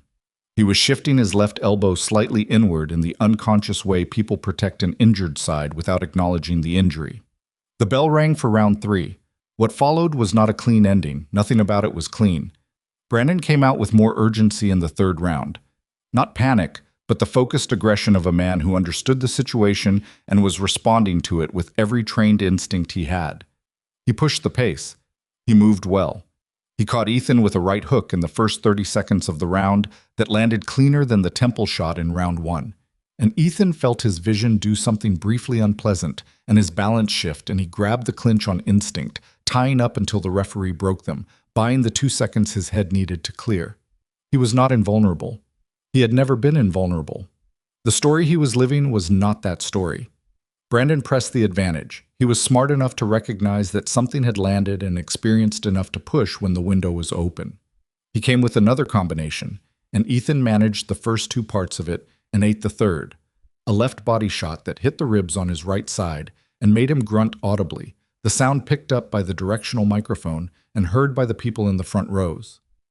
In the bleachers, someone made a sound, a specific sound. He didn't look. Brandon's coach was yelling something structured from the corner. Brandon was listening with the part of his brain that could listen while the other part was fighting, processing the instruction, adjusting. He came in again. And Ethan, breathing wrong, head not entirely clear, right ribs speaking at a volume that was hard to ignore, shoulder somewhere between 6 and 7, and climbing. Ethan did what he had done in conditions worse than this, in places and circumstances that made a charity exhibition fight in Wyoming look almost comfortable. He narrowed. He went operational quiet in the middle of the noise and the pain and the crowd and found the 2 things that mattered, his feet and Brandon's shoulder. The feet first. He reset his base. Weight distribution, hip angle, the small adjustments that cost nothing to make and change everything about what's possible. Then the shoulder. Brandon's left shoulder on the setup, reading the tell that had appeared in the footage, and again in round 1, and again now. The slight mechanical drop that preceded the jab series, the window that existed for less than a second if you were positioned and ready. Ethan was positioned. He was ready. The jab came. He slipped inside it, inside the arc, into the space where Brandon's reach was irrelevant and his conditioning was irrelevant, and the years of sport-specific training was irrelevant, and he planted his feet and applied a palm heel strike to the same floating rib location as round 1, same angle, more weight behind it, because the first application had mapped the target, and the second could be precise in a way the first couldn't. Brandon's breath left him in a sound that was not a word. Ethan moved through the position, arm went around the back of Brandon's neck, and the throw he applied was not a wrestling technique and not a judo technique and not anything with a sport name. It was a controlled fall-through that used Brandon's own attempt to recover his breath as the driving energy, redirecting it into the canvas, and Brandon went down on his back with a concussive impact that shook the ring enough that the ropes vibrated. Ethan stepped back. Brandon was on the canvas. The referee moved in immediately, standing count, watching Brandon's eyes and hands. Brandon was conscious. He was moving, trying to sit up, one hand pushing at the canvas. He made it to one knee at the count of 6. At 8, he was up. The referee looked at him. Did the checking in a referee does? Eyes, response, balance. Brandon nodded. He was up. He was present. The referee waved the fight to continue. Brandon looked across the ring at Ethan Cross, and what was on his face in that moment, sweat-soaked and breathing wrong and ribs that weren't working right, and the specific expression of a man who has just had the floor of his assumptions removed, was something that the cameras caught, and that some of the people in the front rows saw clearly, and that the rest of the crowd could feel even if they couldn't see it specifically. He charged. It was not the trained aggression of the first round. It was something rawer.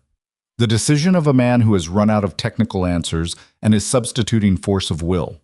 He came forward with his hands and his size and everything he had left, and some of what he threw landed because he was good, and there was no version of this where Ethan Cross was untouched, and the left eye that had started swelling in round 2 got worse, and the right rib sent up another signal that he logged and set aside. But charging at Ethan Cross in close range with force of will was not a different equation. It was the same equation with more energy in it, and the result was that there was more energy available to redirect. Ethan caught the inside position on Brandon's rush, used the forward momentum, and put him on the canvas a second time. This time, it took Brandon until the count of 7 to get to one knee, and the referee looked at him longer before waving the fight to continue. And when he waved it to continue, Brandon looked across the ring and started walking toward Ethan, and then did something that was not quite a stumble and not quite a decision. His legs found a different plan than his will had, and he went to one knee again, and his left hand went to the canvas, and he looked up at Ethan from there with the specific expression of a man who is losing a negotiation with his own body. His right hand came up, flat, open. The tap. The referee stepped in front of Brandon and waved it off, and the gesture was unambiguous and final, and Rick Tully turned and pointed at Ethan Cross, and the crowd in Calhoun County, Wyoming made a sound that was not the sound the crowd had expected to make tonight. It wasn't a roar. It was something more complicated than that. It was the sound of 500 people who had come to a festival and witnessed something they would be talking about for the next 20 years. A sound made up of shock and recognition and something that took longer to name. The complicated feeling of watching a person that your town had looked past, had underestimated, had permitted to be publicly humiliated in a diner on a Thursday morning, reveal the full dimensions of what they actually were. Ethan stood in the ring. His left eye was swollen and his right ribs were cracked, or very nearly, and his shoulder was something he was going to have to deal with tomorrow and for some weeks after, and he was breathing like a man who had spent 3 rounds in a ring with a former professional fighter, which was exactly what he was. He did not raise his hands. He did not perform anything. He turned and found the corner and climbed through the ropes and walked off the ring platform. Oh. I was back in the equipment shed before the crowd noise had fully processed what had happened. He sat on the folding chair and put his head back against the corrugated metal wall and closed his eyes and breathed. His body was filing detailed reports from multiple locations. He listened to them patiently. The door opened 4 minutes later. He expected May. He expected Lily. He expected possibly Dale Pritchett, who he'd seen in the crowd during round 2. It was Brandon Wolf. He came in alone, which was notable. No corner team, no gym men, no Davis with the clipboard. He was still in his fight shorts and compression top, a towel around his neck, his corner team's ice pack pressed to his left ribs with one hand. He looked like a man who had been in a fight. Ethan opened his eyes and looked at him. Brandon stood in the doorway for a moment, then came in and let the door close behind him. He pulled the other folding chair from against the wall and sat down with the careful movement of a man monitoring his ribs. They were silent for a few seconds. "You need a doctor for that eye," Brandon said. "I know." "The ribs too, probably." "Probably." Another silence. "I'm going to ask you something," Brandon said, "and I'm asking it straight. Not for—" He made a gesture that seemed to encompass the cameras, the crowd, the whole apparatus of the evening. "Just between us." Ethan waited. "What were you?" "In the military." The shed was quiet. Outside, the crowd noise was still going, reorganizing itself into the sound of a festival that had just had its main event concluded in a way nobody had scripted. "Naval Special Warfare," Ethan said. 19 years. Brandon absorbed this. His jaw worked slightly. "SEAL." "Yes." "How many deployments?" 11. Brandon looked at the concrete floor. He pressed the ice pack more firmly against his ribs. "And you've been here 11 years, running cattle?" "Yes." "Nobody knew?" "A few people." "Garrett Sloan?"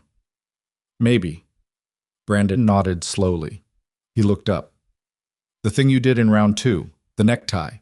Where does that come from?" "CQB work, modified for stand-up from a close-quarters control sequence." Ethan paused. "You don't need the details." "No." A beat. "But I've trained for 15 years and I've never felt leverage fail like that. Every push made it worse." "That's the point of it." Brandon looked at him directly. "You were never going to tap." "It wasn't a question. It was an assessment." "No," Ethan said. Something moved in Brandon Wolf's expression. It was not defeat exactly, and it was not admiration exactly. It was the look of a man who has tested something and gotten a true result, and who respects the result even when it isn't what he wanted. "I'll honor the agreement," Brandon said. "Legal challenge dropped. The road stays yours. My team will file the withdrawal on Monday." "I appreciate that." "Don't." He said it without heat. "I said it, I meant it, I lost. That's the math." He stood slowly, with the ice pack still pressed to his ribs. He moved toward the door, stopped, turned back. Cross? Yeah. Why didn't you advertise it? The service record. You could have said it from the start, and half the county would have been on your side before the first letter was even filed. Ethan considered the question. It deserved a real answer. It wasn't relevant. It was extremely relevant. To the legal case, no. The easement is valid because it's been properly recorded and continuously used for 78 years. That's why it's valid, not because of what I did in my 20s. He looked at Brandon steadily. And I don't use it as a shield. I spent a long time doing things that I'll carry my whole life, some of which I can't talk about, and some of which I don't want to talk about. That's mine. It doesn't belong to a property dispute. Brandon looked at him for a long moment. Then he nodded once. A small, real nod. Nothing performed about it. He left. The door closed. Ethan sat in the equipment shed and listened to the sounds of the festival outside and waited for the adrenaline to finish metabolizing, which was going to take a while. Lily found him 11 minutes later, which meant May had held her back for exactly as long as she could manage. She came in at a speed slightly below running and pulled up short when she saw his face, the swollen eye, the way he was sitting carefully to protect the right side. Something moved in her expression that was the child underneath the teenager, the 6-year-old who used to bring him drawings of horses, and then she got control of it. "You need ice," she said. "I know. And a doctor." "Probably." "Dad." "I'm fine, Lily. You have a face like a—" She stopped, switched tracks. "Did you win?" He tapped. She looked at him, at his eye, at the way he was holding his right side without being aware he was doing it. Then she crossed the shed and sat on the concrete floor next to his chair and leaned her shoulder against his leg and said nothing for a while. He put his hand on her head, just briefly. May came in carrying an ice pack she'd apparently procured from somewhere. May was the kind of person who could find whatever was needed in virtually any situation, and handed it to him and looked at his face with professional assessment. "That eye needs looking at." "I know, May. I'm not asking if you know. I'm saying the volunteer fire department has a paramedic at the first aid tent and you're going there in about 5 minutes. "Yes, ma'am." She looked at him a moment longer, then she pulled a chair over and sat across from him and folded her hands in her lap. "You want to tell me when you were planning on mentioning the Navy part?" "Wasn't planning on mentioning it. Ethan. It wasn't relevant. To the diner it wasn't. To 11 years of eating breakfast at my counter every Tuesday and Thursday, it's a little relevant." She was not angry. She was something more specific. The particular feeling of someone who has realized that a person they thought they knew had dimensions they hadn't mapped. "You ate your eggs and left a good tip and never once—" "May. I'm allowed to be a little put out about it." "You are." She sat with that for a moment. Then she made the sound that she made when she decided something was what it was, and you might as well accept it. "Dale Pritchett is outside, and about 200 people who want to do something but aren't sure what. And there's a camera crew from Denver who want to talk to you." "I'm not talking to the Denver people." "I told them that. They're still out there." He looked at the corrugated metal wall. The sounds of the festival were reorganizing. Music had started up from the main stage, the normal sounds of a community event reasserting themselves now that the extraordinary thing was over. "What are people saying?" he asked. May was quiet for a moment, which meant she was deciding how much of the truth was useful. Half of them are trying to figure out if what they saw was what they think they saw. The other half already have it figured out and are trying to find someone to tell about it. She paused. "Tom Briggs from the feed warehouse is out there. Roy Chessman from the equipment rental. They both look like men who've been thinking about a phone call they need to make." Ethan absorbed that. "Garrett Sloan is also out there. He arrested 2 of Wolf's gym men about 20 minutes ago." Ethan looked at her. "For what?" "For being too interested in where you'd parked and taking photographs of your license plate and making a phone call right after that, Garrett apparently decided warranted a conversation." May's expression was the one she wore when something that wasn't funny had a funny shape. "Garrett has 16 years of experience deciding what warrants a conversation." He was quiet for a moment. "Are they actually arrested?" "Detained," he said, "long enough to run some checks." His words. She stood up. "Come on. Paramedic. Then home." He stood. His body made several editorial comments about the decision. He acknowledged them and moved anyway. Lily stood up beside him and handed him the ice pack he'd set down. Their shoulders were at almost exactly the same height now, which still occasionally surprised him, the way your children's growth surprises you, even when you've watched every inch of it. They walked out of the equipment shed into the June night. The fairground crowd opened a path without being asked to, the way crowds sometimes make space for things they don't fully have words for yet. People looked at him. Not the way they'd looked at him walking in, with the complicated pity of a community watching one of its own make a mistake. Something different now. Quieter and more serious and harder to categorize. Dale Pritchett was standing near the path to the first aid tent, jacket off, loosened tie, holding his phone. He fell in beside Ethan without preamble. "Brandon Wolf's lead attorney called me 3 minutes ago," he said. "And?" "They're withdrawing the quiet title action. The whole thing, not just pausing it, withdrawing it. Full dismissal with prejudice, which means they can't refile the same claim." Dale's voice had the particular quality of a man who had spent the last 2 hours with his stomach in knots and was only now beginning to unknot. He also said Wolf's people will be contacting the county assessor's office Monday morning to withdraw the complaint that triggered the reassessment. Ethan walked. "Ethan, that's everything. The road is yours, the legal fight is over, the assessment issue goes away. That's a complete resolution." "I heard you. Are you—" Dale measured something. "Are you okay?" "I'll know in the morning." He pressed the ice pack to his eye. "How's the case documentation we built? The pressure campaign evidence?" Dale looked at him sideways. "Why?" "Because Brandon Wolf is one person. The equipment rental, the feed supplier, the assessment complaint, those are other people who made choices. I want documentation of what happened in case any of them have the wrong idea about what comes next." Dale was quiet for a step or two. "I'm not going to do anything. I want documentation so that everyone involved understands that what happened here was seen and recorded and exists on paper." He looked at Dale directly. "Accountability, not revenge. There's a difference." Dale nodded slowly. "I'll have it compiled by end of next week." They reached the first aid tent. The paramedic, a young woman named Ortega, who had the calm efficiency of someone trained to deal with people whose bodies had just made poor decisions, took one look at Ethan and pointed at the examination chair without speaking. He sat. She looked at the eye, asked him several questions, checked his pupils, palpated the ribs with a clinical precision that made him extremely aware of the ribs. "2 are cracked," she said. "Possibly 3. X-ray will confirm, but I'm not going to tell you anything the X-ray won't tell you first. Nothing displaced. No. Your breathing is clear, which matters more anyway. The eye needs imaging too. The orbital bone took impact."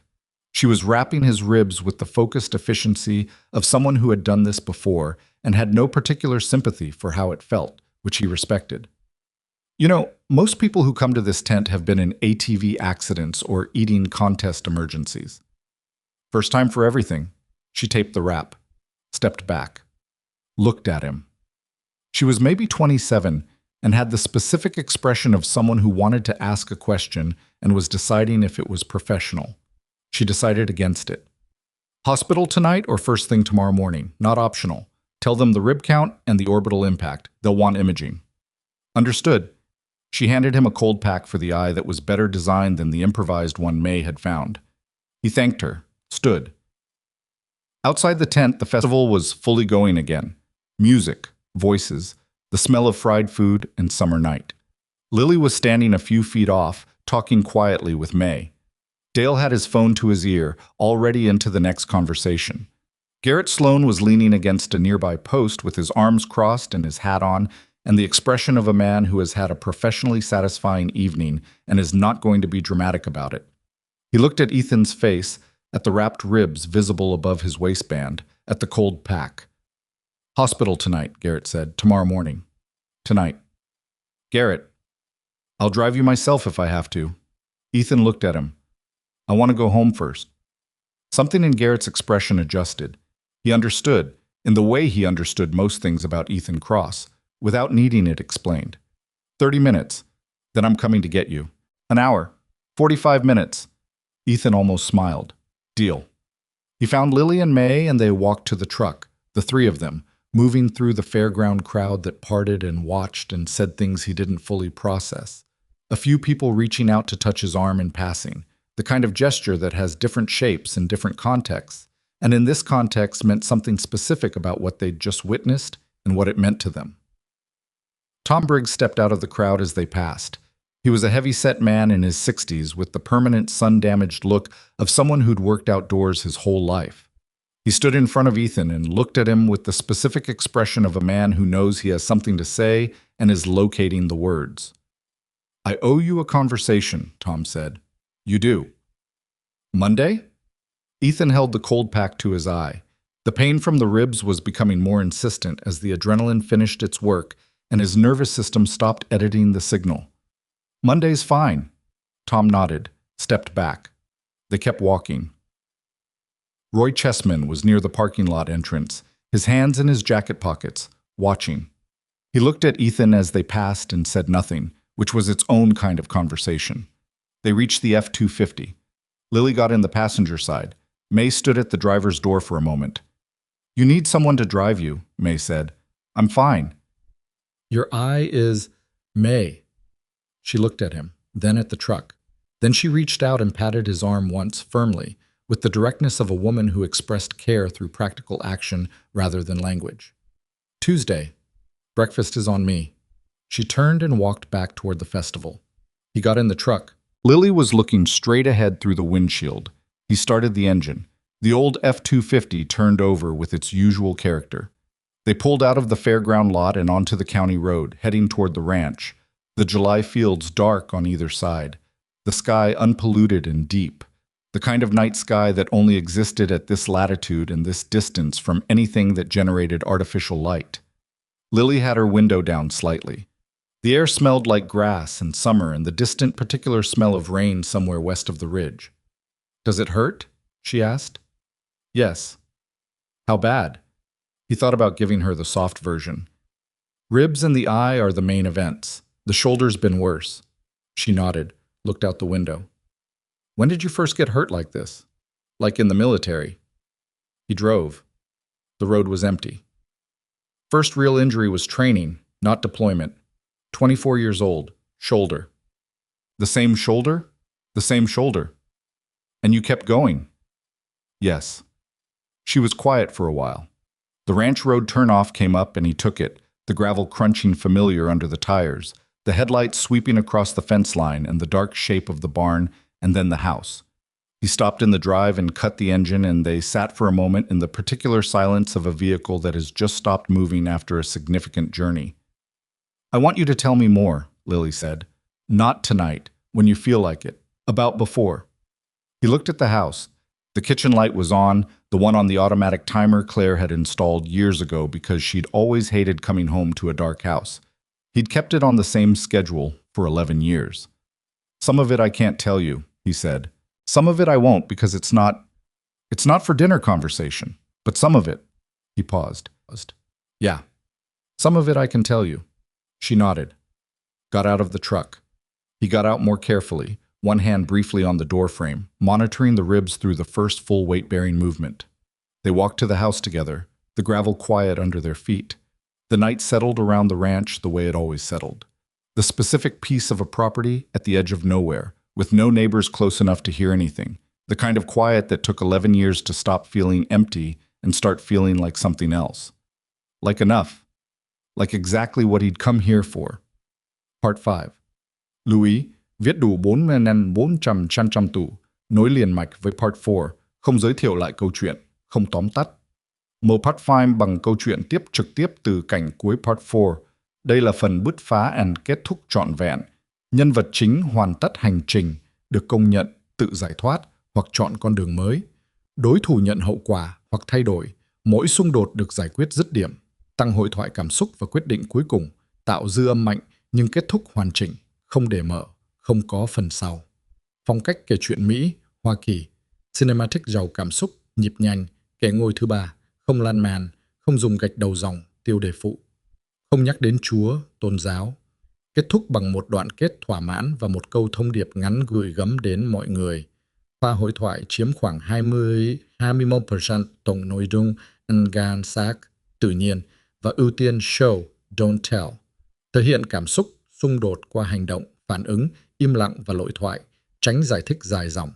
Nhân vật không hoàn hảo, hội thoại tự nhiên, tránh ngôn ngữ văn chương sáo rơi và cụm từ AI điển hình. Viết như nhà văn chuyên nghiệp, không như AI cố gắng nghe sang. Có yếu tố con người, cầm miêu tả qua mượt mà và hoàn hảo. Trả lời trong mục tin nhắn, không nhảy sang document. Nếu bị giới hạn độ dài, dùng đúng chỗ và ghi continue. Chi đăng bắt buộc, không được xuất hiện trong nội dung truyện. Đây là một câu chuyện điện ảnh hoàn toàn hư cấu được tạo ra chỉ nhằm mục đích giải trí, không đề cập hay ngụ ý rằng nó dựa trên sự kiện có thật, người thật hoặc câu chuyện có thật. Không sử dụng các cụm từ như dựa trên một câu chuyện có thật, theo ghi chép hoặc bất cứ điều gì tương tự. Tất cả các nhân vật, địa điểm, tổ chức và sự kiện phải hoàn toàn hư cấu. Lưu ý đặc biệt quan trọng. Nếu đạt đến giới hạn trả lời, không được dung giữa câu hay viết nốt câu đó hoàn chỉnh không mở rộng nội dung. Show more. He slept badly, which was expected, and woke at 5:15, which was not a choice so much as a habit that 19 years of military service had installed so deeply that no amount of civilian life had fully dislodged it. The first movement of the morning told him everything about where his body stood. The ribs announced themselves immediately. A sharp declarative pain on the right side that followed him from lying to sitting to standing and showed no sign of negotiating. The left eye had swollen further overnight, the orbital area tight and tender. His vision on that side narrowed to a slit that the paramedic had told him to expect, and that he disliked intensely regardless. The shoulder was the shoulder. It had been the shoulder for 17 years and would be the shoulder for however many years remained, and it occupied its usual position in the hierarchy of complaints: present, chronic, manageable, not in charge. He made it to the bathroom, looked at himself in the mirror. He'd looked worse. He'd been in situations where the man looking back from the mirror was something he barely recognized. This was not that. This was a 51-year-old man with a swollen eye and wrapped ribs, and the particular appearance of someone who had spent the previous evening making choices that cost something. He nodded at the mirror, once, the way you acknowledge information without necessarily enjoying it. Then he went down to make coffee. Lily's bedroom light was on. He could see it under her door as he passed. She was up, or had been up, or had never fully gone to sleep, which would not have surprised him. He didn't knock. He let her find her own morning. He was on his first cup when he heard her feet on the stairs. She came into the kitchen in her running clothes, the compression tights and the long-sleeved thermals she wore when the mornings were cool, her hair pulled back, and stopped when she saw him at the table. "You look terrible," she said. "Good morning to you, too." "I'm serious." "I know. Hospital this morning. I haven't forgotten." She got a glass of water, stood at the counter looking at him. "I want to drive you." "You have a permit, not a license." "The hospital's 11 miles and it's 6 in the morning. There's nobody on the road." "No." "Dad, I'll call May. She said she'd drive me." He wrapped both hands around his coffee cup. "Sit down, Lily." She sat.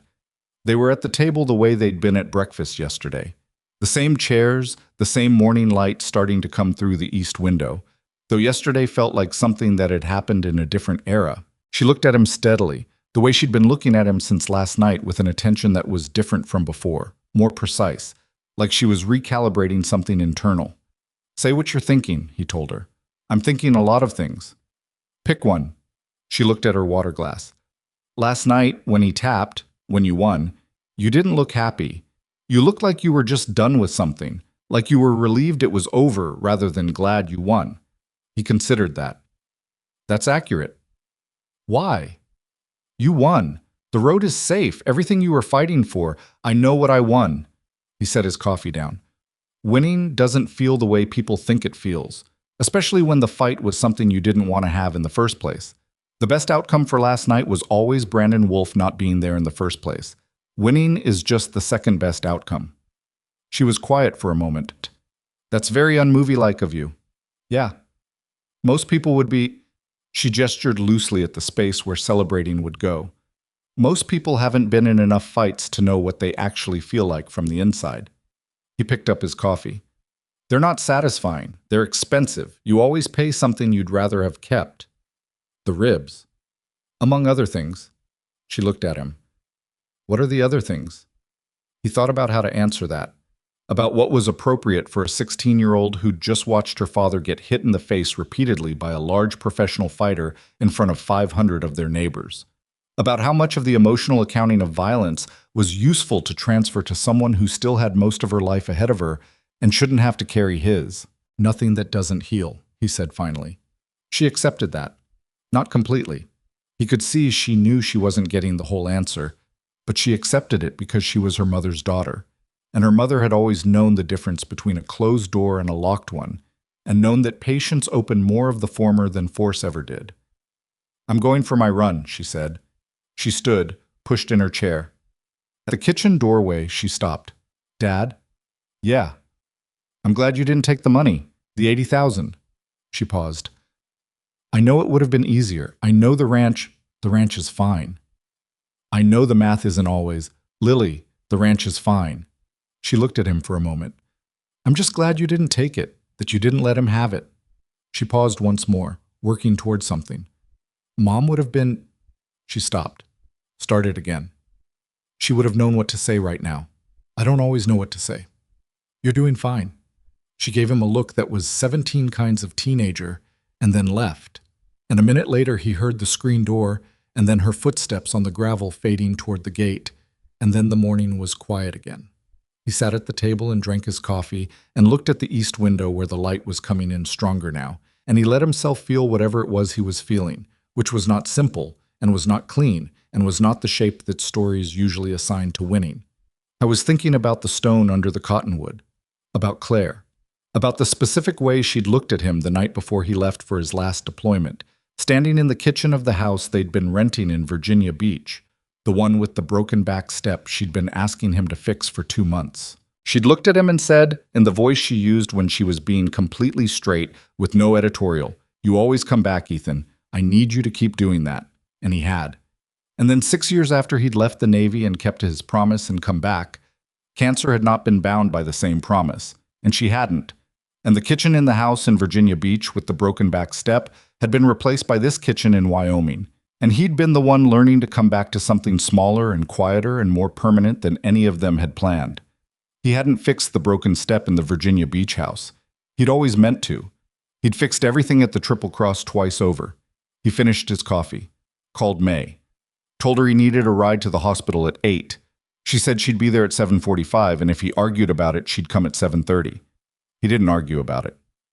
The hospital in Harwick was 26 miles from Ashwood Ridge, a regional medical center that served 4 counties and had the characteristic appearance of a facility that was always slightly underfunded and always fully functional regardless.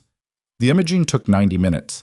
The results confirmed what the paramedic had identified: 2 cracked ribs on the right side, the orbital bone showing a hairline fracture that the doctor, a compact woman named Park, who had the specific demeanor of someone who had heard every possible explanation for injury and was no longer surprised by any of them, said would heal without surgical intervention, but would make him very unhappy for approximately 6 weeks.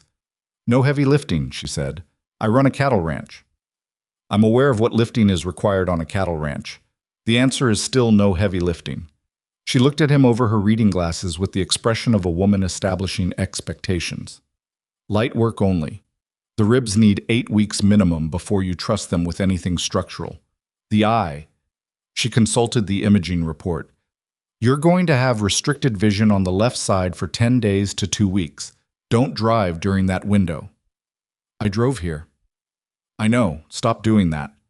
May, who had been sitting in the waiting area reading a magazine with the patience of someone who had nowhere else to be and plenty of opinions about where she was, drove him back. She asked him nothing about the diagnosis until they were back on the county road, at which point she said, "How bad?" And he told her, and she said, 8 weeks. And he said, "Give or take." And she said, "Tom Briggs's nephew does day work for 3 ranches in the county. I'll call." "May, I'm not asking." She drove.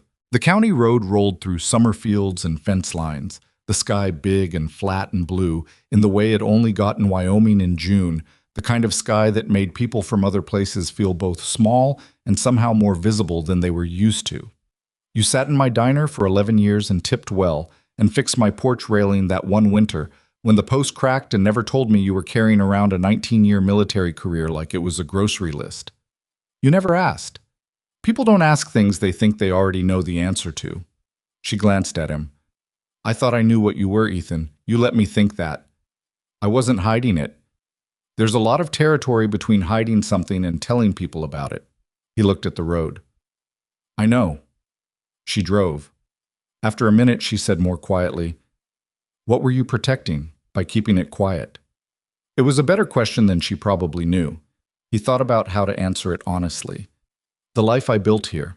If people knew, if they associated me with what I did before, it changes the way they see everything. Every choice I make, every opinion I have, it becomes a lens. I didn't want to be seen through that lens. I wanted to be the rancher, Lily's father, Claire's husband. He paused. Just that. May was quiet for a moment. You're still all those things, she said. I know, but last night changed some of it. The way people look at me. Maybe the way people look at you needed changing. He looked at her. You let Brandon Wolf stand up in my diner and call you diminished while you sat there and didn't say a word. She kept her eyes on the road, but something in her posture had shifted. The particular straightness of a woman who'd been holding an opinion for 24 hours and was releasing it. I know why you did it. I know what it means to you, the quiet life, not using the past as a weapon. But there's a difference between not using it and making yourself smaller than you are. She paused. Claire would tell you the same thing. The truck covered 2 miles without either of them speaking. She probably would, he said. Dale Pritchett called at 2 in the afternoon with the formal confirmation. Merrick, Dunbar, and Associates had filed the withdrawal paperwork with the county court at 11:15 that morning. The quiet title action against County Easement Road 7B was dismissed with prejudice. The county assessor's office had received a call from Brandon Wolf's administrative team requesting withdrawal of the commercial use complaint. The reassessment process had been halted pending formal written withdrawal, which Wolf's people indicated would arrive by end of business Monday. It's over, Dale said. Legally, completely, finally over. Ethan was sitting at the kitchen table with his wrapped ribs and his swollen eye and his shoulder, the afternoon light coming flat through the west window. Good, he said. I want to say something, Dale said. Go ahead. When you called me in March and told me about the letter, I ran the numbers on your legal position and I told you it was strong, and it was. A pause. But I also told you the cost of defending it was going to be significant, and that his pressure campaign could make the ranch unviable before the case resolved, and that was also true. Another pause. What you did last night wasn't in any legal strategy I would have advised, but it worked. And I want to say that even though it wasn't what I would have recommended, I think I understand why you did it now that it's done. That's generous of you, Dale. I'm not trying to be generous, I'm trying to be honest. He was quiet for a moment. Can I ask you something personal? You can ask? Did you ever doubt it was going to work, going into last night?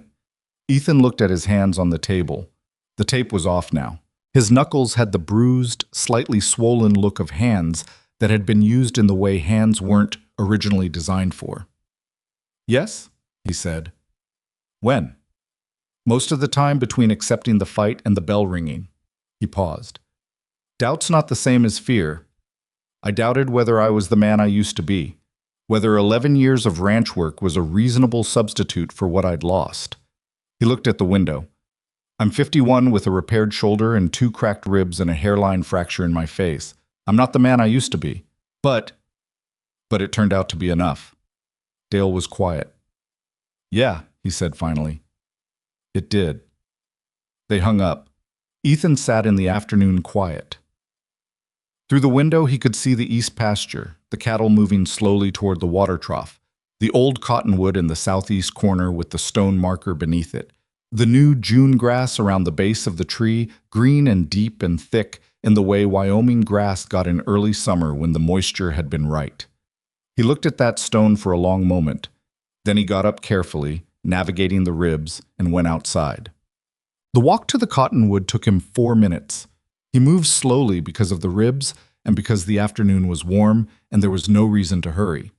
The cattle watched him pass with the incurious attention of cattle, and the grass was deep enough that it brushed the cuffs of his jeans, and the air smelled like everything that Wyoming smelled like in June, which was a smell he had never tried to describe to anyone because description would have been inadequate. He stopped at the stone.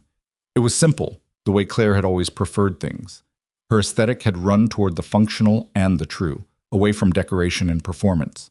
White granite, 2 feet high, the inscription without flourish, her name, her dates, and the single line she'd asked him for once, hypothetically, at the kitchen table in Virginia Beach, half joking about not wanting anything maudlin. She made everything worth it. He'd put exactly those words there because they were exactly true, and because the kitchen table conversation had been one of the last purely happy ones they'd had before the diagnosis, and he needed something from that time to outlast everything that came after. He stood there for a while. He wasn't a man who talked to stones. He'd tried it in the first year, and it had felt false in the specific way that things feel false when you're performing for yourself, when you're doing what you think grief is supposed to look like, rather than what it actually is. What it actually was for him was more like this: standing still in a place, in the specific quality of light and air that surrounded a specific place, and allowing himself to be simply present in the absence of the person he missed. Not talking, not asking for anything, just being where she was in the way she was still there, which was not mystical and not religious and not anything he had words for except that it was real. He thought about what May had said, about making himself smaller than he was. He thought about Lily asking him to tell her more, when he was ready, about the before. He thought about a 16-year-old girl who ran cross-country and had her mother's eyes and who had sat on the concrete floor of an equipment shed the night before and leaned her shoulder against his leg in the way her mother used to lean, in the particular way women who loved you made contact when they needed to know you were still there. He stayed at the stone for a while longer. Then he put his hand on top of it once, briefly, the way he would have touched her hand, and turned and walked back toward the house. The town meeting the following Thursday was not organized by anyone official. It emerged the way things emerged in small towns, from a phone call, from a diner conversation, from the specific communal need to process a significant event collectively. May's was too small. Someone reserved the back room of the VFW hall on Chestnut Street, which fit 40 people, and by 6:30 when it started, there were 67 in the room and another dozen in the hallway. Ethan was not there. He had not been invited because it wasn't that kind of meeting. It was a community talking to itself, which was its right and its need. He heard about it from Garrett, who had attended in an unofficial capacity. Tom Briggs stood up, Garrett told him. They were at May's, Thursday morning, the regular time, the regular order. Garrett had coffee and a newspaper he wasn't reading. Told the room what Wolf had offered him, the construction contract's contingent on cutting you off from feed supplies. Said it directly, no hedging. How did that land? Like a stone in still water. Roy Chessman went next, said the same thing, equipment rental. Then Janet Kowalski from the surveying office said she'd been pressured to fast-track the reassessment complaint over 2 other pending ones. She didn't name who pressured her, but she didn't need to. Garrett wrapped his hands around his coffee mug. By the end, there were about 15 business owners who'd had some form of contact from Wolf's people. Some had taken what was offered, some had declined. All of them were talking about it for the first time in the same room. Ethan listened. The county commissioners who'd been most enthusiastic about Wolf's development project released a statement yesterday saying they'd be reviewing the permitting process given questions about conduct during the preliminary phases. Garrett looked at him. That's not a withdrawal, but it's not the green light he had 2 weeks ago either. And the development itself? Still possible. He owns the land. He can build if he gets permits, but the easy path— Garrett shook his head. The coalition he built with local contractors and commissioners was built on assumptions that don't hold anymore. And people who feel like they were used to pressure a neighbor tend to re-examine who they were doing business with. He drank his coffee. At the counter, May was talking to a couple from out of county, her voice carrying the comfortable authority of a woman entirely at home in her own space. He's listed the Harcastle property, Garrett said. Ethan looked at him. Put it on the market 4 days ago. Price is fair, maybe slightly below what he paid. He's not trying to recoup, he's trying to move it. Garrett set his mug down. I heard from a deputy in Carbon County, where he's got other properties, that he's redirected the training compound project to land he already owns down there. Different county, different dynamics. Better outcome for him. Maybe. Or maybe he's a smart businessman who knows when a location has become more complicated than it's worth. Garrett looked at him steadily.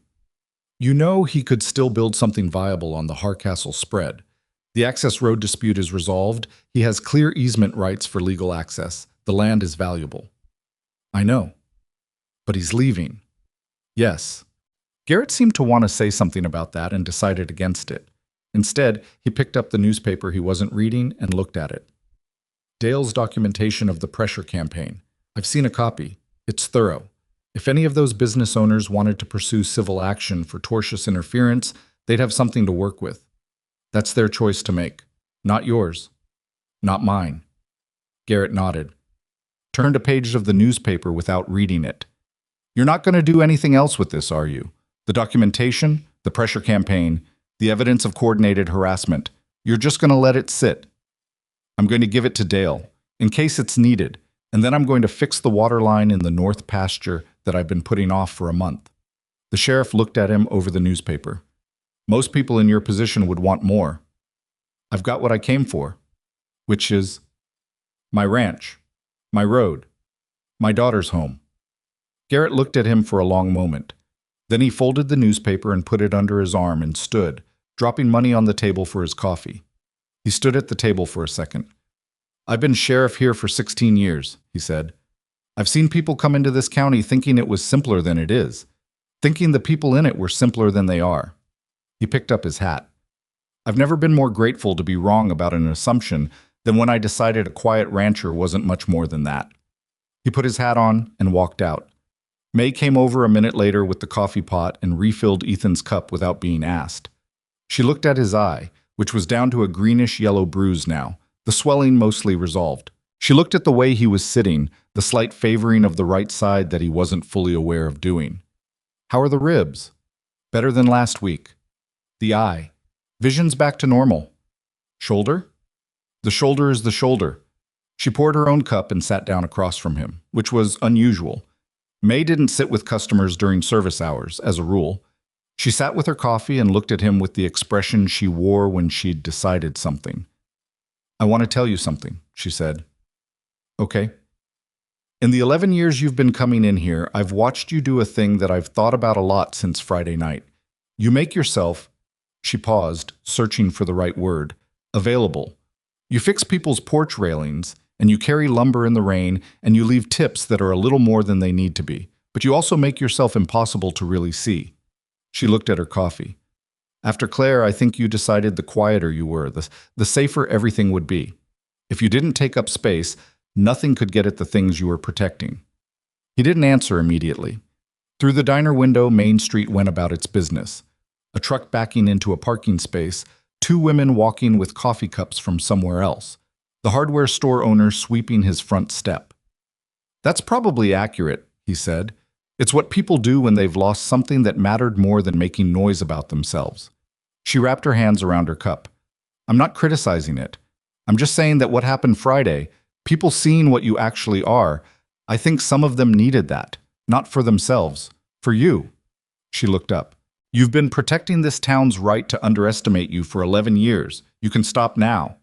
He sat with that. Outside, the hardware store owner finished sweeping and went back inside. The two women with their coffee cups turned the corner. The truck finished parking and a man got out and walked toward the feed store, unhurried, in the way people moved when they had the time to get where they were going. I'll think about it, he said. That's all I'm asking. What? 3 weeks later, on a Tuesday morning in early July, Ethan was in the north pasture replacing the section of water line that had been losing pressure since May. He was working without hurry, the way he worked most things, because the ribs still had opinions about pace, and he decided to have the conversation with them instead of arguing. The morning was clear and warm, the sky the particular deep blue of Wyoming summer, the kind of day that made you understand why people chose to live in difficult places. The cattle in the north herd were doing what cattle did. The fence line along the property ran straight and true to the horizon. He heard a vehicle on the access road before he saw it. Not his. A newer truck, moving at the respectful pace people used when they were on someone else's land. It stopped at the fence gate. A man got out. Ethan recognized him without knowing why for a moment, and then placed it. Davis, Brandon Wolf's event coordinator, who had come to the equipment shed the night of the festival with the clipboard and the settlement offer.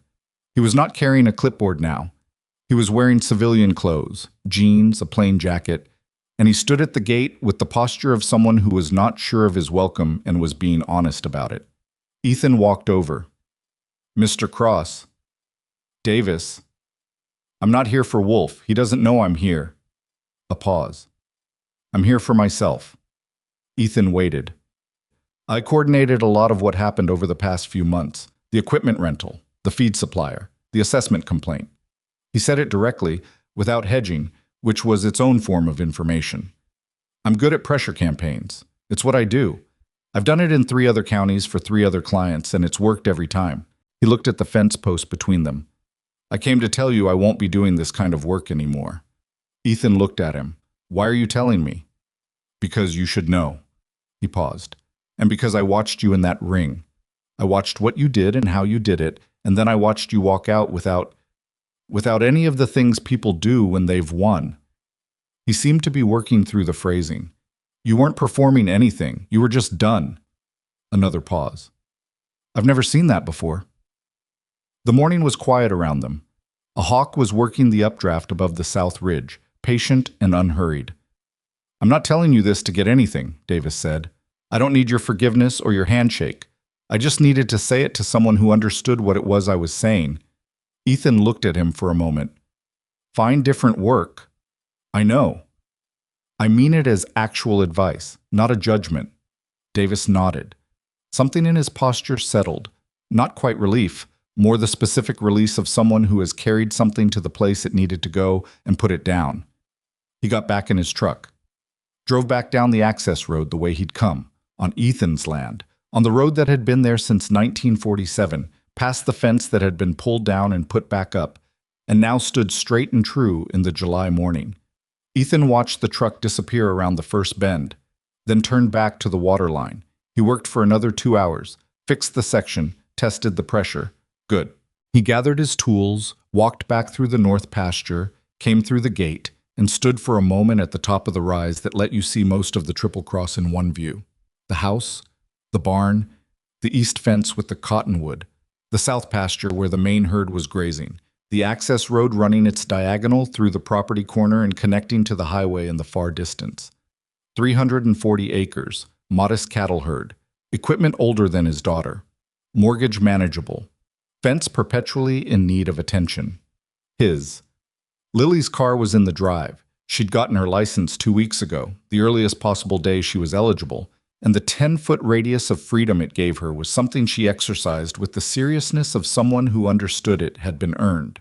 She was probably inside studying for the practice SAT she'd been working through at the kitchen table every afternoon. He walked down toward the house. The afternoon was warm and the grasshoppers were going in the pasture and the hawk had moved north, still working the updraft. His shoulder ached in its customary way. His ribs were at about 60% of resolved, which was ahead of the doctor's projected schedule, which he had not told the doctor. His eye was fine. He stopped at the east fence, looked at the cottonwood, at the stone. He thought about what he'd told Lily. Some of it I can tell you. He thought about the evenings when the ranch work was done and the house was settling into its nighttime quiet, and there was space, if he chose to use it, for a different kind of conversation than they'd been having. Not everything. Not the things that couldn't leave the context that made them. But some things. Enough things to let her understand the shape of the life that had preceded the one she knew. He thought that might be where the next part was. Not a fight, not a defense, just a father and his daughter at a kitchen table and the particular bravery it took to let someone you loved see what you actually were. He stood at the fence for another minute. Then he went inside. That Tuesday. May's Diner. 2 eggs over easy, black coffee, the handwritten special on the whiteboard. He sat at his usual table. May brought his order without him asking, set the plate down, looked at his face. The last of the bruising fully gone now, the eye back to normal, the posture slightly less careful than it had been 3 weeks ago. She nodded once, the way she nodded when things were as they should be, and went back to the counter. The diner smelled like coffee and bacon grease, and the particular lived-in warmth of a room that had been full of people's ordinary mornings for decades.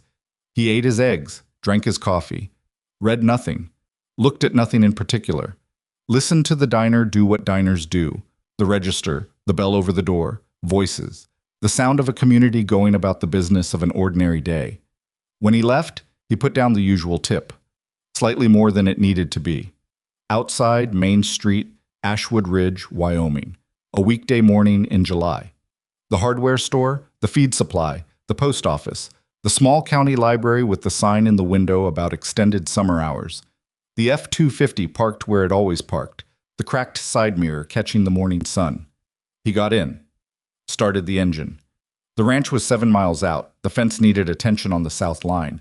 He put the truck in gear and drove toward home. The quietest people in the room are sometimes the most dangerous. Not because they're hiding what they are, but because they've already decided what they're protecting, and they will not be moved from it.